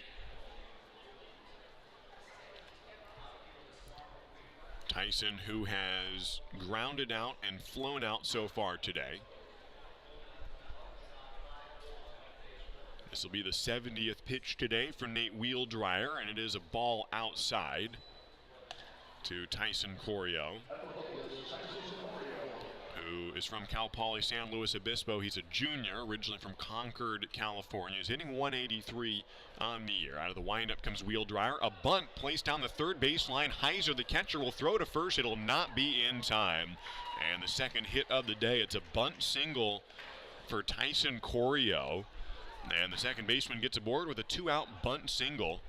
Well placed right down the third baseline. No chance for the third baseman Darcy to come in on it. Grant Heiser had good footwork to get around the ball and put himself in a position to throw to first, but it was just placed well. And Corio gets down the line fast. Travis Bazzana to the plate. In the top 5 in the league in slugging percentage, .563 on the year, 10 extra base hits. Another extra base hit could perhaps score the first run of the ball game. Takes the ball upstairs. Wheel Dryer and their opposing offenses to no runs. We're in the top of the 6th. And neither team is needed to go to the bullpen today. Big hole towards the shortstop here for Travis Bazzana. Left-hand hitter. Runner goes in the 1-0 pitch. It's grounded past first base and foul. With 2 outs, the runner Corio was stealing on the hit and run. Loses the batting helmet in the process. He recollects it on the return trip home. Back to first base. 2 outs in the inning, top of the 6th, no score. 1 ball, 1 strike from Nate Wheel Dryer, who peers over to first base, and the runner Corio now comes set and throws to first. Got him in a rundown. Body will throw to second. Corio in a pickle. It's the shortstop Peck throwing back to first. Tanner Jocks has it, runs it back, and now he'll try to tag him, and he does get the glove on the back of Tyson Corio, who is picked off, and the inning is over. So Wheel Dryer still faces the minimum in the frame. He'll face Travis Bazzana to lead off the 7th, or if Wheel Dryer comes back out, he has still only thrown 71 pitches. I'll double check, but his pitch count not too high, and he's still allowed no runs. We head to the bottom of the 6th inning, no score from Ridgefield. This is WSU Vancouver, Southwest Washington's only 4-year research university. Whether in person or via distance delivery, WSU Vancouver offers high-quality education and an employer-respected degree. You'll get a small school feel and the kind of place where you know you matter. Here, you'll get personalized education that brings out the best in you and inspires you to achieve your highest goals. Now, what are you waiting for? Apply today. The Ridgefield Raptors are thrilled to reunite with fans and enjoy summer baseball again. Join us for America's favorite pastime. The Raptors are following state guidelines for spectator events and ask for your patience as we prepare for exciting West Coast League play. Please be courteous to our staff, fans, and players as we celebrate the return of your Ridgefield Raptors this summer. Let's make it a great season at the Rourke. Get your tickets now at ridgefieldraptors.com. Go Raptors!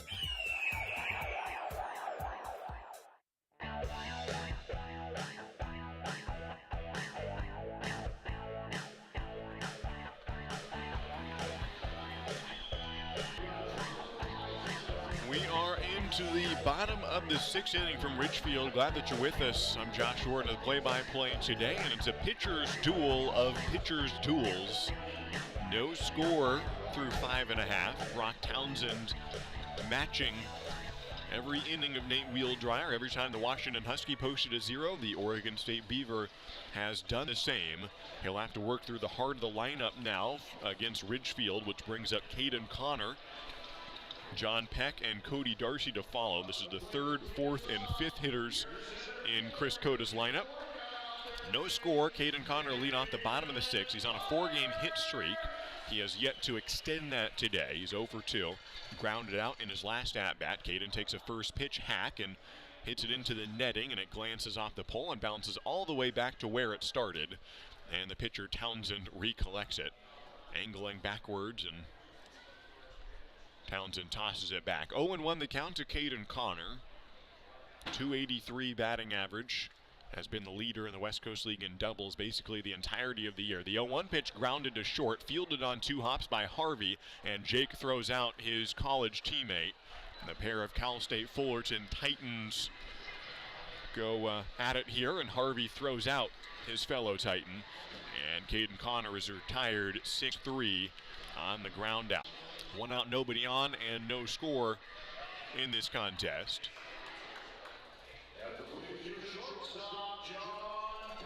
John, who had a double on the very first pitch of this series, top of the 1st, opening up the series in Corvallis, and just crushed it to left center. Now again takes a first pitch swing, but hits it foul. He ended up scoring that inning, and Ridgefield took a 1-0 lead in the top of the 1st inning Friday.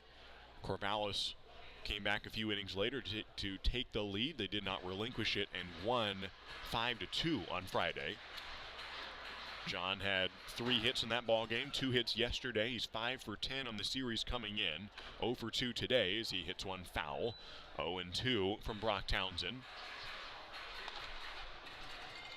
John made a nice catch as the shortstop earlier today.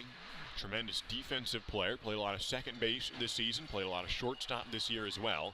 And made a reaching, running grab at short earlier this afternoon. With 1 out and an 0-2 count from Brock Townsend. John Peck wiggling the bat back and forth. A long pause from Townsend. Now fires a fastball, glancing off the barrel, and foul again from John Peck. John not only made that catch at short earlier today, he nearly had a triple play earlier this season. He still had an unassisted double play. It was against the Portland Pickles down at Walker Stadium. There were runners in first and second, nobody out. And John Peck had a line drive hit right to him behind second base. He hits another one foul here. Stays an 0-2 count on 4 pitches so far this at-bat. A line drive that went behind second base, and he caught the ball, stepped on the bag to record the second out, as he caught the ball in the air, then doubled up the runner at second, and then threw to first, and nearly had the 6-3 triple play. The runner from first did just get back in time. And I told him my heart was beating after that so fast. I've always wanted to see a triple play, and John himself said, I've never seen one either. He fouls one off again, and he's now faced 5 pitches from Brock Townsend, all strikes. Fouled off the last few. Fouled off every pitch this in fact, 5 straight fouls. 1 out, nobody on, bottom of the 6th, no score. He's obviously seen highlights of triple plays, but John has never been a part of nor seen firsthand a triple play happen live, and he nearly created one. He shatters his bat and hits one into center field. It's a single for John Peck, who has broken now 6 bats this season. John just cannot stop breaking bats. I feel bad for the kid because he just bought that new one a couple weeks ago, and wooden bats are not cheap. And John is going to have to get a sponsorship deal or something. Like, figure out some way to stop spending money. But hey, he got a single out of it, so maybe he'll take that trade. I don't know. I'll ask him later. He gets a 1-out single on his 6th broken bat of the year. Cody Darcy, who's already lending his bat to Grant Heiser, who is splitting his. They're all trying to figure out which bats to use and breaking a lot of them. But hey, if you get hits, then it works out. 1 out, 1 on, and Brock Townsend is the recipient of a mound visit here. Still a scoreless ball game, but Ridgefield has gotten a lot of action on the base paths of late. 5 left on base so far, which on one hand counts as missed opportunity, and indeed it is, but it does also mean that players have at least gotten on base. Meanwhile, Nate Wheeldryer, the pitcher for the Raptors, has allowed barely any base runners. He's only stranded 2 in the ball game. Allowed just a single and a walk in the 5th inning as the first 2 base runners. And then faced the minimum last inning.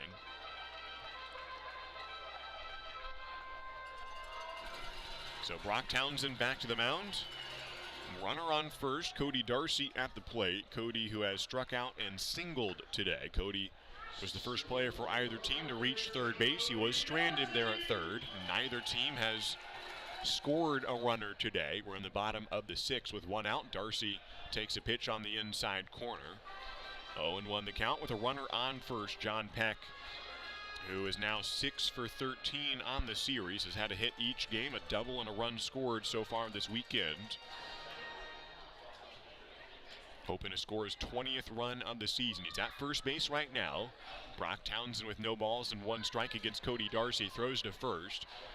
And John Peck gets back in time. A long pause in trying to catch John Peck napping a bit and finally throws over to first, but John gets back. Townsend on the mound trying to sweep the Raptors, but Ridgefield in position to hopefully take their first lead of the season, first lead of the ball game today. But just a runner on first, 1 out, way outside, a pitch out. John Peck diving back to first, and the throw a little bit wide of first base. A good snag by Boisvert to prevent it from going into right field. A pitch out just to try to get the back pick of John Peck, who was taking a big secondary lead. And the Knights tried to trade a ball for an out, but the throw a little bit offline from Lightgib. And John Peck able to get back to first. The throw just barely beat him there, but not quite on line. And Cody Darcy fouls one back. 1-2 is the count to Cody. A .232 batting average, 7 doubles on the year, and 4 home runs, including a walk-off home run the last time that Cody was here at this ballpark. On the Thursday game to finish out the series against Bellingham, we only saw 1 pitch in that game. He crushed it to left field for a walk-off 3-run home run in the 10th that won the series. And Cody Darcy, the hero in that game with the home run, came in as a pinch hitter. 1 pitch, 1 home run. Takes the ball up high, 2-2. So after the 10th inning walk-off that won the series for Ridgefield, Corvallis got a 10th inning walk-off yesterday that won the series for them. So now 3 days and 2 walk-off 10th inning series winners. And that's the dramatics of the West Coast League and what the season has been like for Ridgefield. 2-2 pitch swung on and fouled. Cody Darcy staying alive and increasing the pitch count for Brock Townsend, who saw John Peck take swings on all 6 pitches he threw. John Peck fouled 5 in a row and then hit a single up the middle. Cody Darcy, meanwhile, has fouled off 2 pitches in this at-bat. 6th pitch of the plate appearance upcoming. John Peck again having to get back to first on a pickoff attempt. 3rd time that Townsend has thrown over. Has been gotten John Peck back to first base. Still 1 out, no score. Bottom of inning number 6. Runner on first. 2 balls and 2 strikes. Infield playing in normal positioning. Outfield a little bit deep. 2-2 pitch to Darcy. Waits on the breaking ball and hits it foul. And Ridgefield continuing to battle at the plate. Wheeldryer has worked some quick innings of late. The pitcher for the Raptors is only up to 74 pitches on the outing, and he's already completed his end of the 6th. Brock Townsend trying to match that. He's working in the bottom of the 6th. Again, a throw to first, and John Peck remains safe. Wheeldryer got a pickoff successfully to end the 6th inning. Townsend trying to match Wheeldryer in more ways than one and try to pick off John Peck, but John each time has gotten back to first safely. The 2-2 pitch to Darcy is inside, and now John Peck is getting it down to first. It's called a balk before the delivery, so it's no pitch, and a balk is called, and John Peck gets down to second.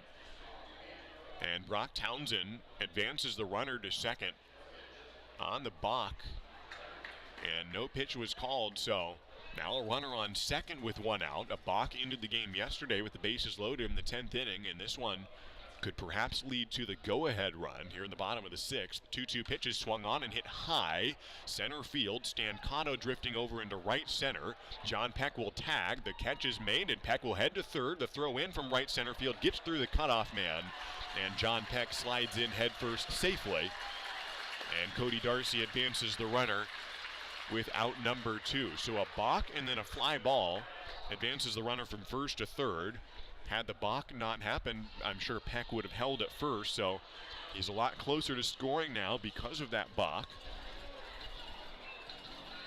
Darcy was retired for out number 2, and Grant Heiser a chance to score a run here. He's got 6 RBIs on the year, yet to get a hit this series. With 2 outs and a runner on third, Heiser first pitch hits it into center. Stancano holding and makes the catch, and the inning is over. Ridgefield strands a runner on third and are still scoreless here through 6 innings. Both pitchers have gone 6 scoreless, and we head to the 7th inning here from Ridgefield. 6 goose eggs on the board in the first and second, or for the home and away teams. We'll see if Nate Wheeldryer comes back out, and he will not. That's it for Nate Wheeldryer. It'll be Hudson Leach who comes in relief for the Raptors. We'll tell you more about him and the final numbers on Nate Wheeldryer when we return. We're through 6 innings from Ridgefield, no score. At Clark Public Utilities, we know your hours a day, 7 days a week, by phone, online, and email. The past year has brought changes to many in our community, with lost jobs or reduced working hours, disrupted childcare, and the challenge of teaching the kids. If you've been financially impacted by the pandemic and can't pay your utility bill, call us or send an email right away. Eligibility for payment assistance has been expanded so more households may qualify. Through it all, we're always here to provide you with safe and reliable service, and we're ready to help. Clark Public Utilities, ranked highest in customer satisfaction among residential mid-sized utilities in the West by J.D. Power 13 years in a row. For J.D. Power 2020 award information, visit jdpower.com/awards. Clark Public Utilities, we're always here.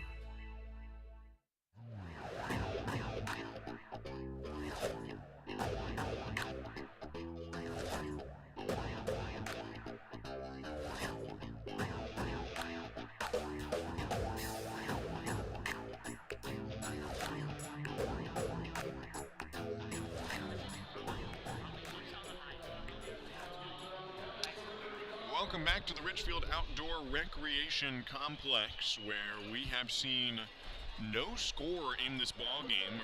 For the first time today, we do see a relief pitcher. It's Hudson Leach coming in, the Raptors reliever out of Creighton University in Omaha, Nebraska. And Leach comes in the top of the 7th inning with no score, trying to continue the strong start that Nate Wheeldryer opened up.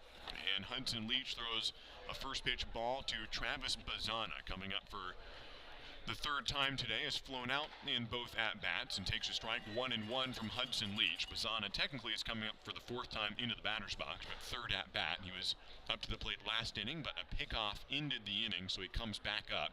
1-1 pitch swung on and fooled, and out ahead of the 85-mile-an-hour throw from Leach. 1-2's the count. Hudson, who is from Kansas City, grew up there but has family in Omaha, so he would go to College World Series a lot and attends Creighton in Omaha.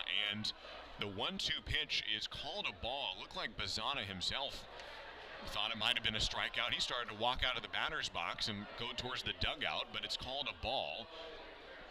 And both the pitcher and the catcher were wondering what was happening, and I don't know if everyone just thought it was a strike except for the umpire, or if Bazana was exiting for a different reason. 2-2 pitch is fouled over the third base side. Right as the pitch came in, it looked like Bazana knew it, and okay, strike 3 looking, he walked back. That, or he just took an animated walk out of the batter's box, even thinking it was a ball, which it was called a ball. It's a 2-2 count to the leadoff man in the 7th inning. Bazana with 1 home run on the year, a slider on the outside corner, and Heiser starts to throw down to third on what is called a ball again. And it's now 3-2. 2 times that strikeout was not to be today in this at-bat. Hudson Leach will try to strike out the side versus Travis Bazana, the leadoff man. The 3-2 pitch is high, ball 4. And Bazana leads off the 7th inning with a walk. That brings up Tanner Smith, who has also flown out both times, just like Travis Bazzana. And now Bazzana with a walk, so the 18-year-old aboard represents the go-ahead run in the top of the 7th inning. Hudson Leach is the new pitcher for Ridgefield. Just gave up that walk, but Hudson had a really great performance in his most recent outing. First pitch is a ball to Tanner Smith. Leach got hit around a bit against Yakima Valley earlier this year. Gave up 6 earned runs that time, then took a bit of a break, made sure he was healthy, and on June 30th, just a few days ago, came back and faced 3 batters, struck out 2, and just 1 walk, no hits. Looked really good against Bellingham, and one of the few pitchers who could actually keep things in check in that game when 25 runs were scored between the two teams. And he held them scoreless. A pitch up high. It's the runners going. The throw down to second is in time. And Travis Bazzana is thrown out at second. It may not have been a strikeout, but Bazzana is retired. Bit of baseball karma, perhaps. He is thrown out at second. Good throw by Grant Heiser. And the Seattle University catcher guns him down at second. 1 out. And Leach now throws high ball 3 to Tanner Smith. Yesterday went 3 for 4 with an RBI. So Leach going those 2/3 of an inning, drops his ERA down to 9.44, throws high, and now he walks Tanner Smith. So Travis Bazzana could have been on second base had he just not attempted the steal, but now there's a runner on first, 1 out.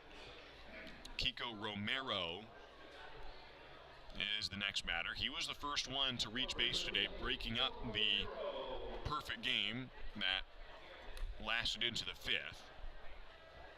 Romero 1 for 4 yesterday with 2 RBIs. Walked in the 5th inning, and now at the plate is Hudson Leach. Throws a ball outside, and we'll immediately see Grant Heiser come out of his crouch and trot towards him to talk over things a bit and calm him down. Leach just walked the first 2 batters he has faced, and behind 1-0 to Kiko Romero. He's from Tucson, Arizona, plays his college ball in Coolidge, Arizona, where Central Arizona College is located. The 20-year-old is hitting .218. So runner on first, a scoreless tie in the 7th inning. Hudson Leach kicks out of the stretch, throws at the belt, called a strike. Evens the count at 1-1. And Grant Heiser's mound visit does its job, at least for the first pitch.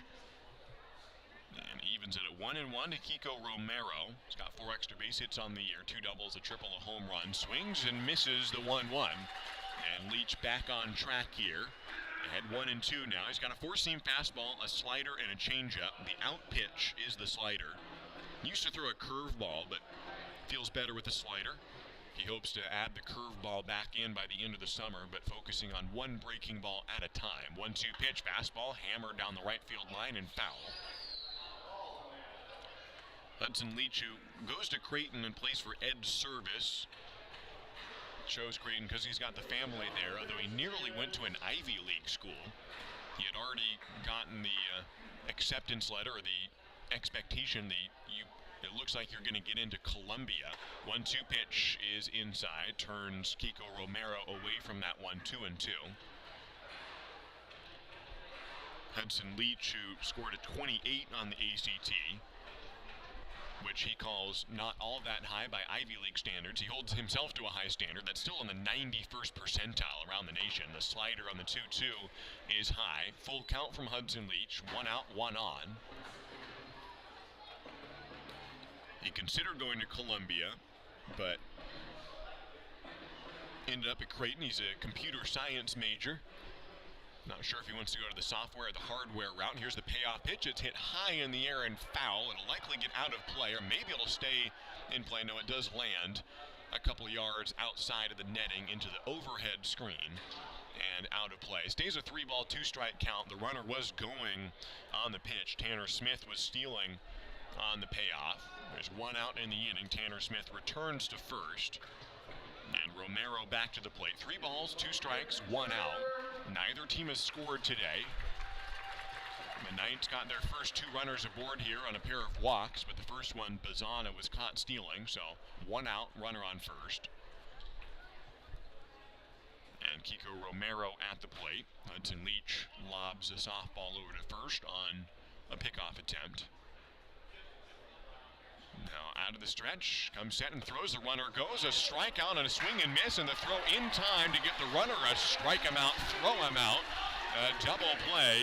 Heiser throws out two base stealers in the same inning, and Leach strikes out Romero, and he faces the minimum. How about that? He walks two, but only faces three, and a pair of caught stealings from Grant Heiser, and he strikes out Romero. It is time to stretch from Ridgefield. We head to the bottom of the seventh inning. Neither team has scored today here in Southwest Washington. Stay with us. Warmer weather is here, and what better way to enjoy a summer day than with a trip to the ballpark to watch exciting Ridgefield Raptors baseball. Don't miss the action on the diamond as the Ridgefield Raptors battle other Western League rivals for the championship. This safe outdoor event is a perfect outing for you and your friends. Peace Health is a proud sponsor of the Ridgefield Raptors, with a team of medical experts on deck to provide your family the care you need. Treat your family to an exciting night at the ballpark and make it part of your healthy, active summer. Peace Health and Ridgefield Raptors baseball, a great double play. The Ridgefield Raptors are thrilled to reunite with fans and enjoy summer baseball again. Join us for America's favorite pastime. The Raptors are following state guidelines for spectator events and ask for your patience as we prepare for exciting West Coast League play. Please be courteous to our staff, fans, and players as we celebrate the return of your Ridgefield Raptors this summer. Let's make it a great season at the Rourke. Get your tickets now at ridgefieldraptors.com. Go Raptors!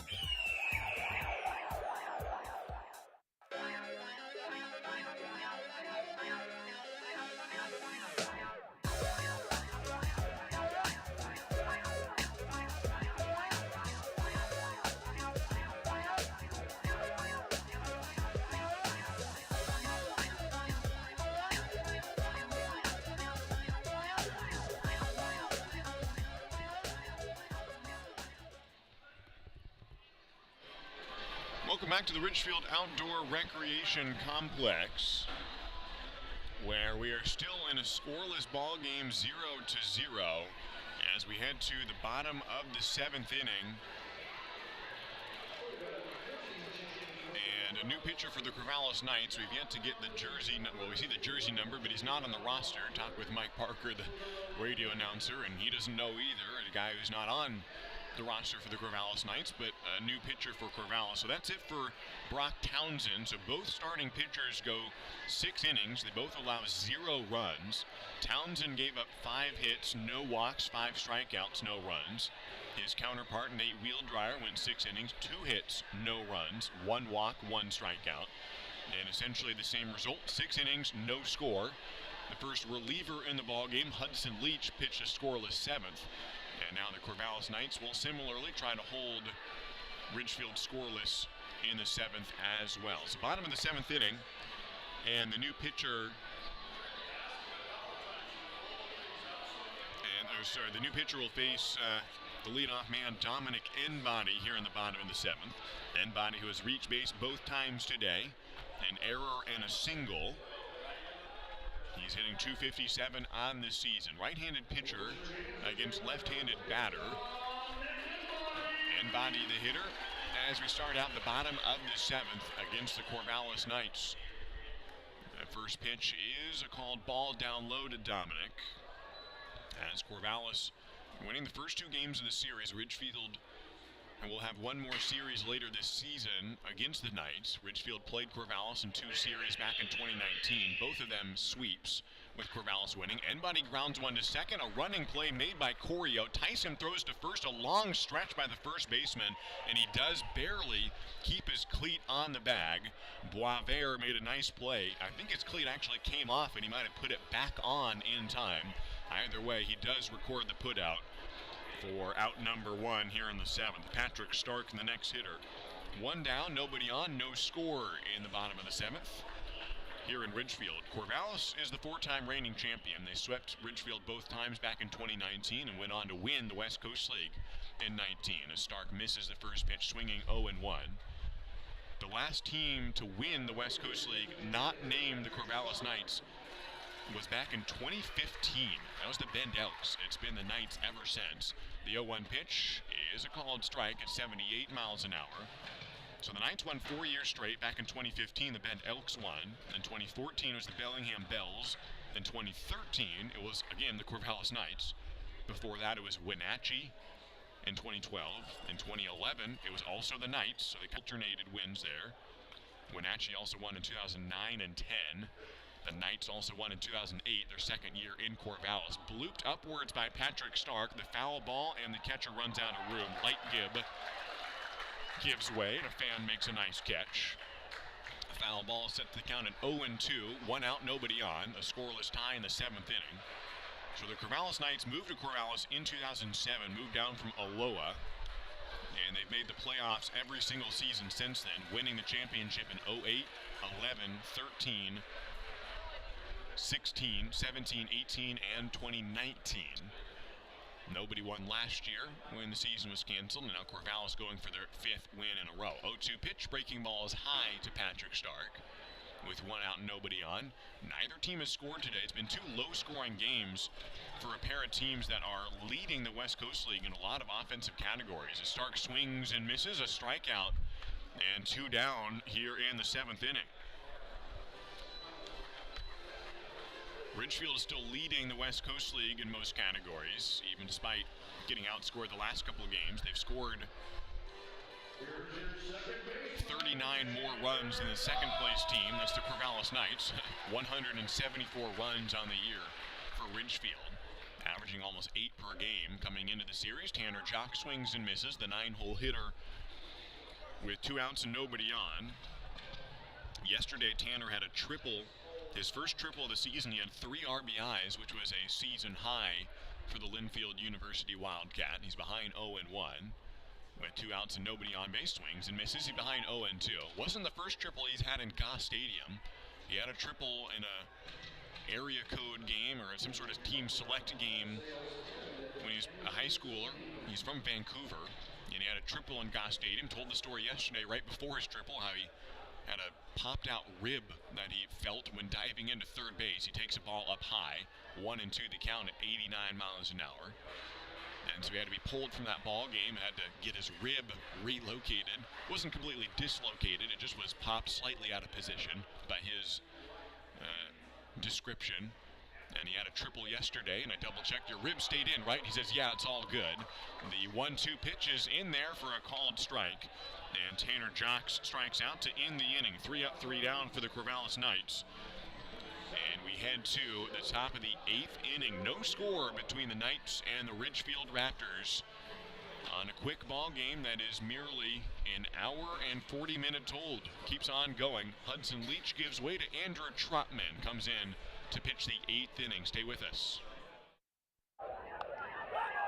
Baseball is back, and Peace Health is excited to once again sponsor the Ridgefield Raptors as they vie for the West Coast League title. Raptors games make a great family outing. Bring the whole crew to the ballpark to enjoy a safe, fun outdoor event featuring the thrills of Raptors baseball. As the largest health provider in Clark County, Peace Health is ready to step up to the plate and keep your family in the game, whether it's a routine appointment or specialty emergency care. Peace Health and the Ridgefield Raptors, 2 great teams. The Ridgefield Raptors are back, where the entire family can watch top-level college baseball players live at the Rourke. Now, kids 12 and under get in free with a paid adult for all Sunday afternoon Raptors games. Enjoy local Southwest Washington baseball with the whole family this summer. Sunday games are at 105 and are presented by Peace Health and the Columbian. Come cheer on your Ridgefield Raptors all season long. Get your tickets now at ridgefieldraptors.com. Go Raptors!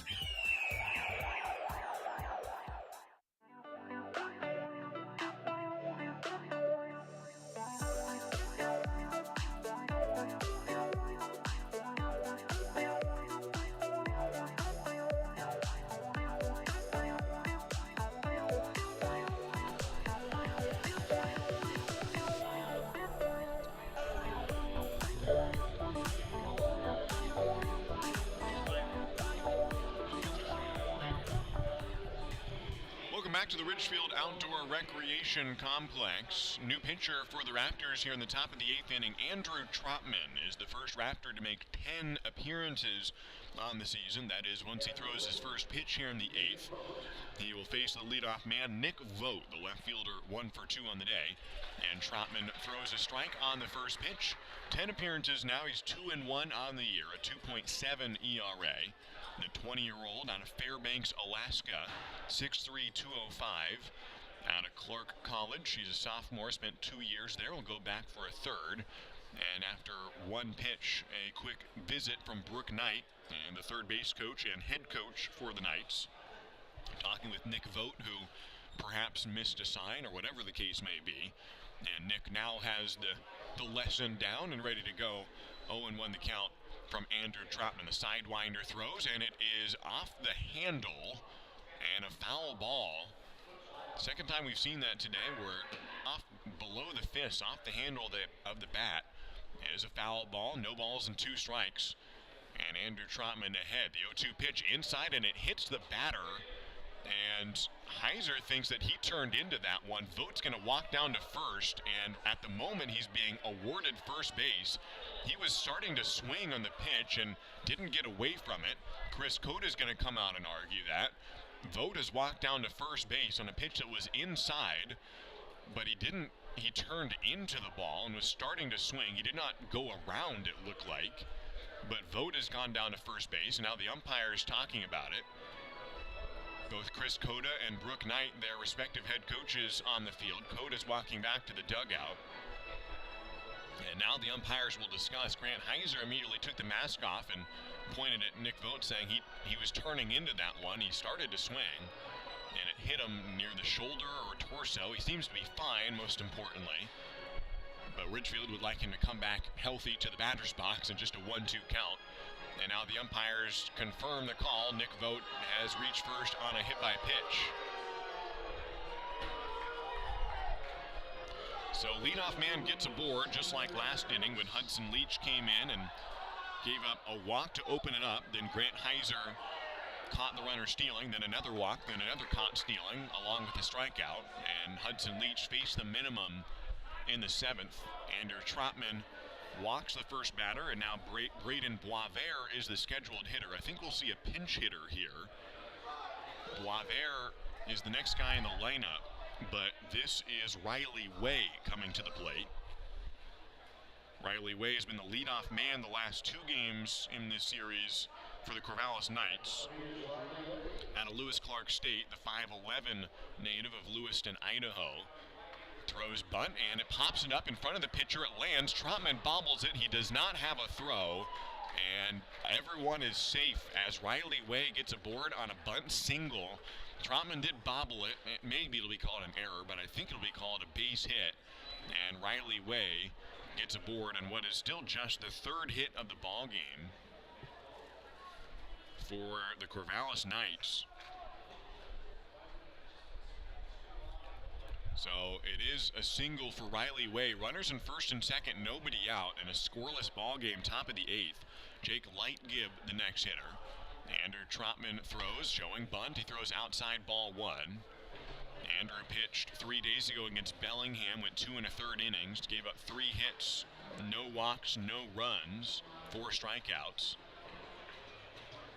Picked up the win in a 4-inning appearance against Portland, giving up just 1 earned run. The 1-0 pitch is bunted back to Trotman. He has a play at first, throws Tanner Jocks is covering, and the second baseman gets his foot down for the out. And the runners advance to second and third with still only 1 out in the inning. And a successful sac bunt for Jake Lightgib. And it pushes Riley Way to second base. Nick Vogt, who got aboard via a controversial hit by pitch, he's now on third. And the infield is playing in now. Trying to prevent the first run of the game from scoring. Kyler Stancato, the batter. Both starting pitchers went 6 innings today, allowed no runs, and neither of them will factor into the decision today. First pitch to Stancato is outside. He's 0 for 2 in the ballgame, a pop out and a fly out. Stancato from Washington State, facing the Clark College right-hander and Andrew Trotman. Right-hander left-hander with a 2.7 ERA, 16 strikeouts in 16 innings, and 16 hits. 1-0 pitches, hit to left field, fairly deep. This might score a run. Hernandez makes the catch. The runner tags, and he will get home for a sac fly, and this game is no longer scoreless. Stancato the sac fly, and that scores Nick Vogt from third base. Riley Way holds at second, 2 outs, runner on second, and the Corvallis Knights take a 1-0 lead here in the 8th inning, and finally breaks the scoreless tie on a fly ball that was hit fairly well. Hernandez had to take a couple steps back, did not have his momentum coming in, and Vogt was able to score without a throw. Brings up Jake Harvey, top hitter in the lineup. Jake also showing bunt and hits one upwards and behind home plate for strike one. Yesterday had his first extra base hit, a triple. He was stranded there at third. He went 2 for 4 on the day. Harvey today is 0 for 3. Jake, who is a .333 hitter on the year. Corvallis takes the 1-0 lead. Both games, however, so far in the series were comeback wins. Off speed from Trotman at 74 miles an hour. Rises out of the zone. Ball 1. 1-1's the count. Ridgefield took an early lead Friday. Corvallis came back. Corvallis took an early lead Saturday. Ridgefield came back, and then Corvallis themselves came back to win it Saturday. A ball outside. 2-1 from Andrew Trotman. Working a 17th inning on the summer now for Andrew. It's been a regular part of the bullpen rotation for Ridgefield. Behind 2 balls and 1 strike. Throws, swung on, and tipped foul.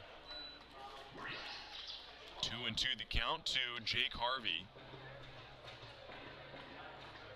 Yesterday it was Eli Schubert striking out 5 in 2 innings, but ended up suffering the loss despite his really good performance. Went to the 10th inning. And finally, Corvallis broke the tie score. Here, Corvallis breaks the scoreless tie. A swing and a miss, and Trotman strikes out Jake Harvey to end the 8th inning. But the Knights do finally get on the board. It's 1-0 in this ball game. We head to the bottom of the 8th, and the Raptors try to match the Knights and get their own run on the board and tie this game up. We head to the bottom of the 8th after this. Dick Hanna Dealerships is proud to welcome everyone back to support our Ridgefield Raptors. Just in time for warm summer nights with family and friends, lounging on the lawn, or eating dogs in the stands. Feels good to be back. In business for over 70 years, Dick Hanna Dealerships is a local, family-owned business with locations in Vancouver, Kelso, and Portland. Choose from thousands of cars and 12 new car brands. Experience nice in the car business. Dick Hanna Dealerships. Believe in nice. Now play ball. Oh, I love family road trips. Wind in my ears, treats in my mouth, and peace of mind knowing Les Schwab did our tires, brakes, and alignment. Like Les Schwab, my family's safety is my first priority. Well, that and squeaky toys. Les Schwab Tires, proud to be ranked #1 in overall customer satisfaction for aftermarket tire replacement by J.D. Power 2 years in a row. For J.D. Power 2021 award information, visit jdpower.com/awards.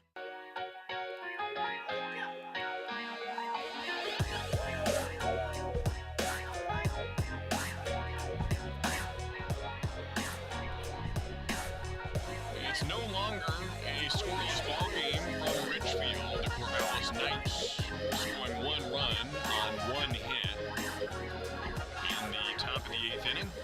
We head to the bottom of the 8th. Ridgefield brings up the top of the order with a 1-0 deficit. Tafton Hensley will lead off. He's 1 for 3 with a double today.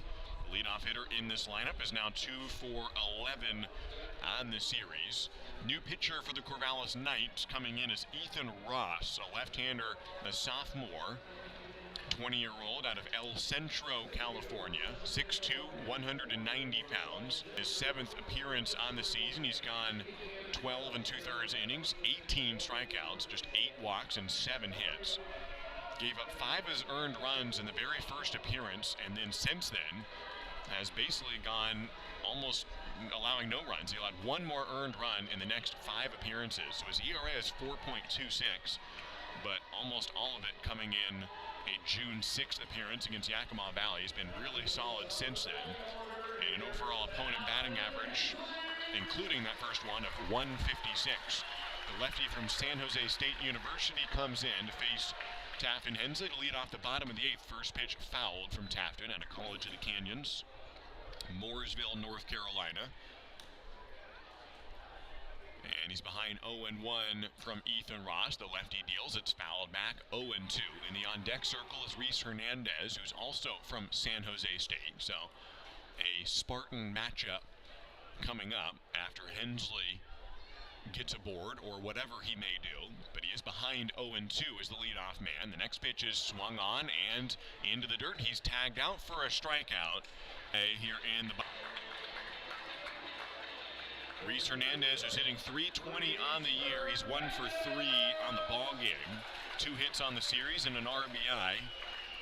Now he faces his college teammate and Ethan Ross. First pitch to the pair for the fellow Spartan is down and in, ball 1 at 96 miles an hour. Ethan's got a lanky frame, 6'2" from the lefty. Now pitches, it's hit up the middle and into center field. And Reese Hernandez wins the battle of San Jose State Spartans and gets aboard with a 1-out single. He represents the tying run. Caden Connor to the plate, who has yet to extend his 4-game hitting streak. The 6'1", 200-pounder will step to the plate against Ethan Ross with a runner on first, 1 out. It's the Knights 1 and the Raptors 0. We're in the bottom of the 8th inning from the Rourke. Caden Connor, who has grounded out his last 2 at-bats, to the plate with a chance to do something dangerous here against Ethan Ross. Lefty on lefty as Ethan throws. It's grounded towards short and a diving attempt. He can't get there. It's into left field. Harvey couldn't quite stop the ball, and after Reese Hernandez got a single off his college teammate, Caden Connor hits a single past his college teammate. The Cal State Fullerton Titan grounds a single right past Jake Harvey. Actually, I think that's Riley Way. I think they mixed the defensive alignment. Way is now, I believe, playing shortstop. Either way, it is a single for Caden Connor. And that moves Reese Hernandez to second. 1 out, tying run in scoring position. John Peck to the plate. 1 for 3 with a single in his last at-bat. He's already hitting .311 on the season. 6 hits in the series. First pitch to John falls under the belt, strike 1. So Ethan Ross got the leadoff man out, but then gives up a pair of singles to Reese Hernandez and Caden Connor.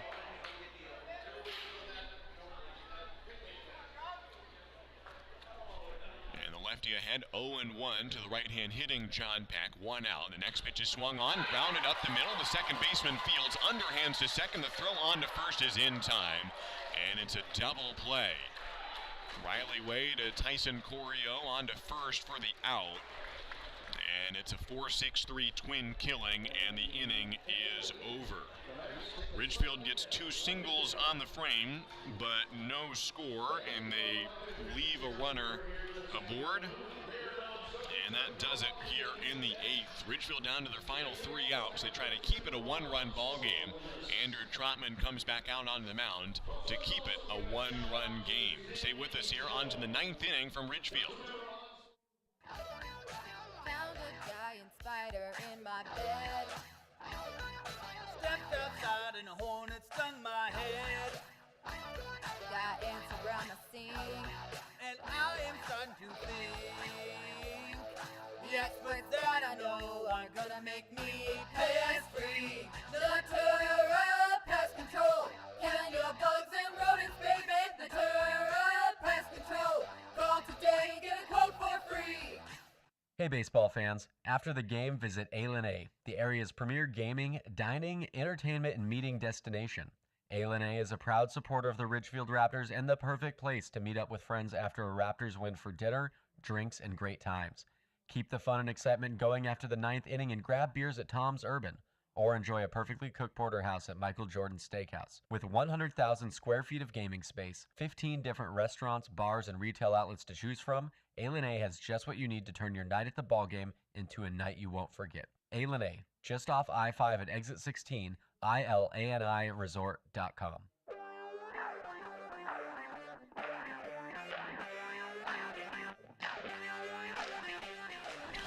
Andrew Trotman back to the mound as we open up the top of the 9th inning. Thanks for joining us as he faces the leadoff man. Tyson Corio did play a role in that double play. Upon second check, Corio believes the new shortstop for Corvallis. It's Riley Way at second base. Corio starting or finishing the double play, got the put out and the assist from the 4-6-3 twin killing to end the bottom of the 8th inning for Ridgefield. A strike is called. 1-1 the count from Andrew Trotman, who now gets ahead in the count. 1-2 to Tyson Corio. So it looked like they moved Corio from second over to short and helped make the double play. So it's a 1-0 lead for the Corvallis Knights. 1-2 pitches hammered to second base. Good field by the second baseman Tanner Jackson. He throws to first for the out. You didn't have to move all that far, but it was hit on a rope. And Jocks had to take a step over and take the high velocity ground ball and made it look easy. A 4-3 ground out, 1 down here in the 9th inning. If Corvallis doesn't score here, Ridgefield will need 1 run in the bottom of the 9th, but they have not yet scored today. A ball outside to Travis Bazana, who walked in the 7th inning, was caught stealing. He's 0 for 2. The 1-0 pitch to Travis is hit hard to second base. Jocks fields on 3 hops, throws to first in time. And 2 outs in the inning on a pair of ground outs to Tanner Jocks. Second baseman who made a tremendous catch yesterday at short, now playing second base, and Tanner has recorded 2 assists this inning alone.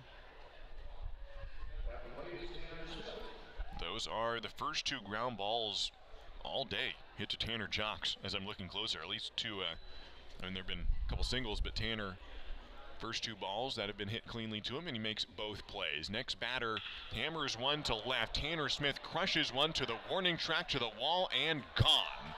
First pitch home run over the bullpen, and Tanner Smith homers the Knights into a 2-0 lead. Just barreled up the first pitch and knocked it over the pen, and it's now the Knights 2 and the Raptors 0.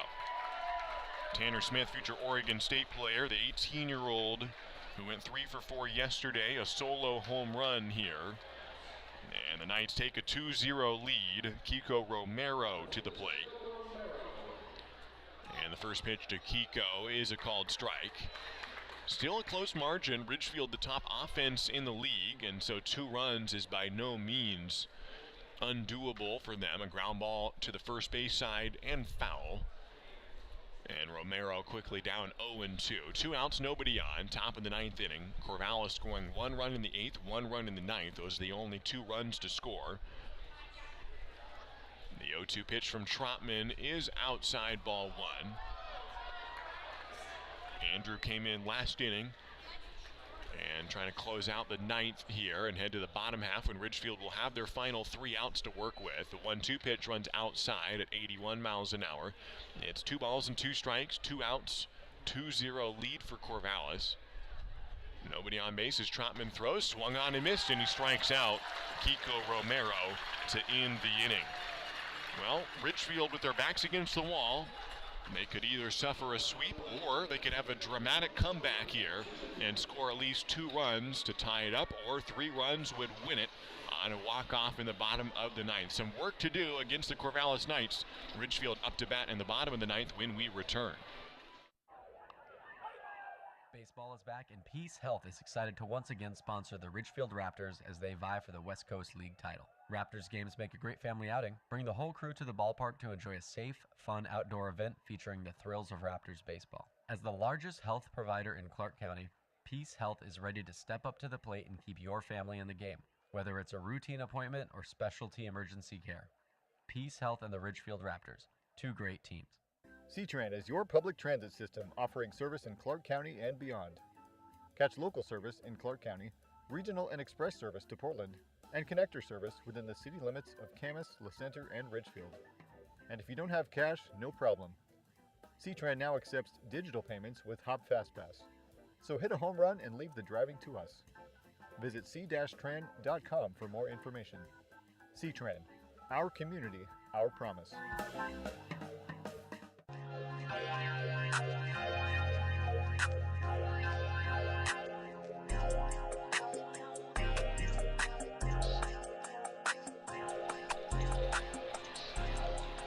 down to their final 3 outs here at the Ridgefield Outdoor Recreation Complex. The Ridgefield Raptors will get the 5, 6, and 7 hole hitters here.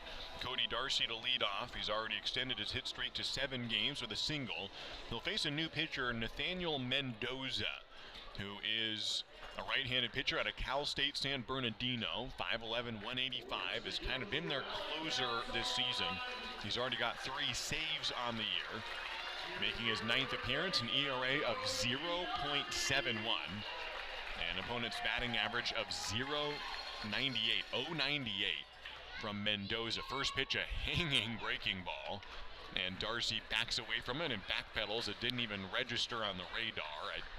I don't even want to guess how slow that one was. I think Mendoza, well, I don't know. That's the first pitch we've seen him throw, and Mendoza just lobs one to the plate high and inside. Now Nathaniel comes to the plate with a fastball at 88 miles an hour and fouled back. And perhaps just getting in the head of Darcy, and you don't know what I'm going to throw here. And he switches up the program and throws a looping slow ball that is followed up by a fastball. It's 1-1, nobody out, bottom of the 9th inning. Ridgefield needing to score 2 runs to extend the game here. Cody fouls another one back. 1-2 is the count to Cody. Corvallis scoring 1 run in the 8th, 1 run in the 9th. They lead it 2-0. Ridgefield is yet to score today. Nate Wheeldryer, fantastic start earlier for Ridgefield, but the Raptors yet unable to give him run support. That could change here. Cody Darcy at the plate, takes a ball low. Ridgefield yet to get the leadoff man aboard in today's ball game. I've got a lot of runners on base, but yet to bring them home. Cody Darcy with a single back in the 4th inning. He was stranded at 3rd. Hope to see it aboard again here. 2-2 pitch, swung on and missed, and it is strike 3. And Mendoza gets the leadoff man. Ridgefield down to its final 2 outs. Grant Heiser to the plate. Grant had a hit in every game this season until yesterday, and he's hitless today. He's a humble kid, and he knows there will be good and bad days. Today could turn into a good day in a hurry. Heiser at the plate, 1 out, nobody on, bottom of the 9th inning. A 2-0 lead for the Knights. First pitch is grounded foul. He's ahead of that one at 80 miles an hour. Mendoza just kind of taking some off on a few pitches. He's from Oak Hills, California. He's allowed just 1 earned run on the season, and no unearned runs either for that matter. Just 4 hits in 12 or 13 innings now. Throws one in the dirt. 1-1 the count to Grant Heiser. Has 1 double, 1 home run on the year, 6 RBIs.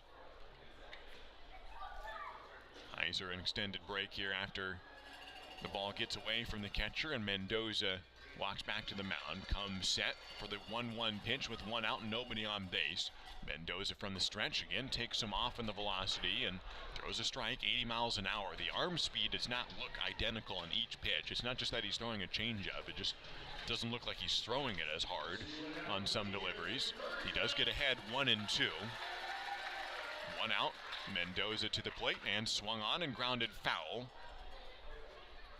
And Heiser keeps the 1-2 count with 1 out and nobody on. Corvallis getting the walk-off win yesterday. Ridgefield could walk it off here, although they'd need to get 3 runners around. They've already got 1 out and nobody on. 1-2 pitches, swung on and missed, and Mendoza has struck out the first 2 batters he's faced. His 17th and 18th strikeouts of the season in 13 innings. Dominic Enbody is the last gasp for the Raptors. Left-hand hitter and first baseman today. He is 1 for 3 on the contest. 1 for 4 yesterday. Yesterday he was playing catcher and made a nice snag on a pitch high and away in the 10th inning that would have scored a run if it was a wild pitch, but he made the catch. He swings and misses the first offering, 0-1.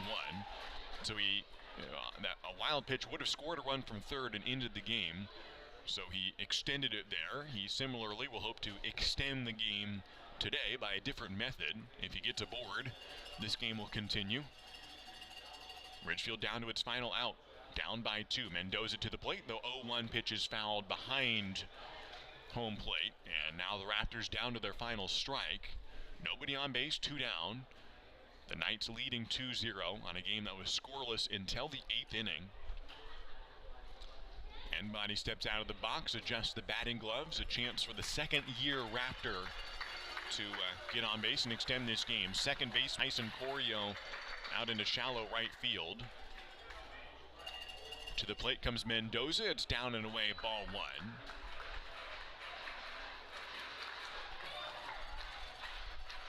Riley Way playing shortstop, Tyson Corio playing second. Dominic Enbody back at the plate. 1-2 is the count, 2 outs. Base is empty.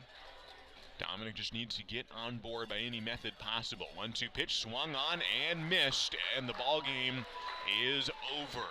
And the Corvallis Knights sweep this one in the cross series. 2 games in Goss Stadium, 1 game at the Rourke. Same result, and the Knights do win it. They do claim the first half championship earlier this series and get the 3-game sweep. All games are very close. A 3-run margin, a 1-run margin, and today a 2-run margin in the 3-game series. Ridgefield played well and had a lot of highlight moments, including Nate Wheeldryer's start today. The pitcher out of University of Washington and Auburn, Washington, went 6 strong innings today and allowed no runs in the ball game. Wheeldryer gave up just 2 hits, 1 walk, 1 strikeout, facing 20 batters. He didn't give up any hits or walks until the 5th inning, so he had retired the first 13 batters he faced and never did allow a run. Corvallis finally did score in the 8th inning on a controversial hit by pitch, and then later a sac fly scored the first run. A solo home run in the 9th extended it a little bit, and the final score is 2-0. Well, hope you had a fun Independence Day watching some Ridgefield Raptors baseball or listening in or wherever you may be. You can join us for more baseball on Tuesday when the Raptors head down to Bend, Oregon to start a non-league series against the Elks and come back home on Wednesday. All road games, we have an audio stream. Home games, an audio and video live stream right here at RidgefieldRaptors.com. So again, Tuesday, 6:35 p.m., the Raptors at Bend for a Tuesday evening game. And you can join us then. Quick look at the starting lineups or the final numbers before I let you go. Tafton Hensley with a base hit went 1 for 4. Reese Hernandez 2 for 4. So a base hit, as well as John Peck and Cody Darcy. Same for Dominic Enbody, who went 1 for 4 on the ball game. Hudson Leitz also pitched a scoreless inning. Grant Heiser 2 runners thrown out at second to highlight an inning earlier in the 7th for Ridgefield. That'll do it for us here from Ridgefield. Corvallis sweeps the series here. We'll have one more series between these 2 ball clubs about a month from now. Join us Tuesday at 6:35 from Bend, Oregon. Thanks for tuning in to some 4th of July edition of Ridgefield Raptors baseball. I'm Josh Warden signing off from the Rourke. So long, everybody.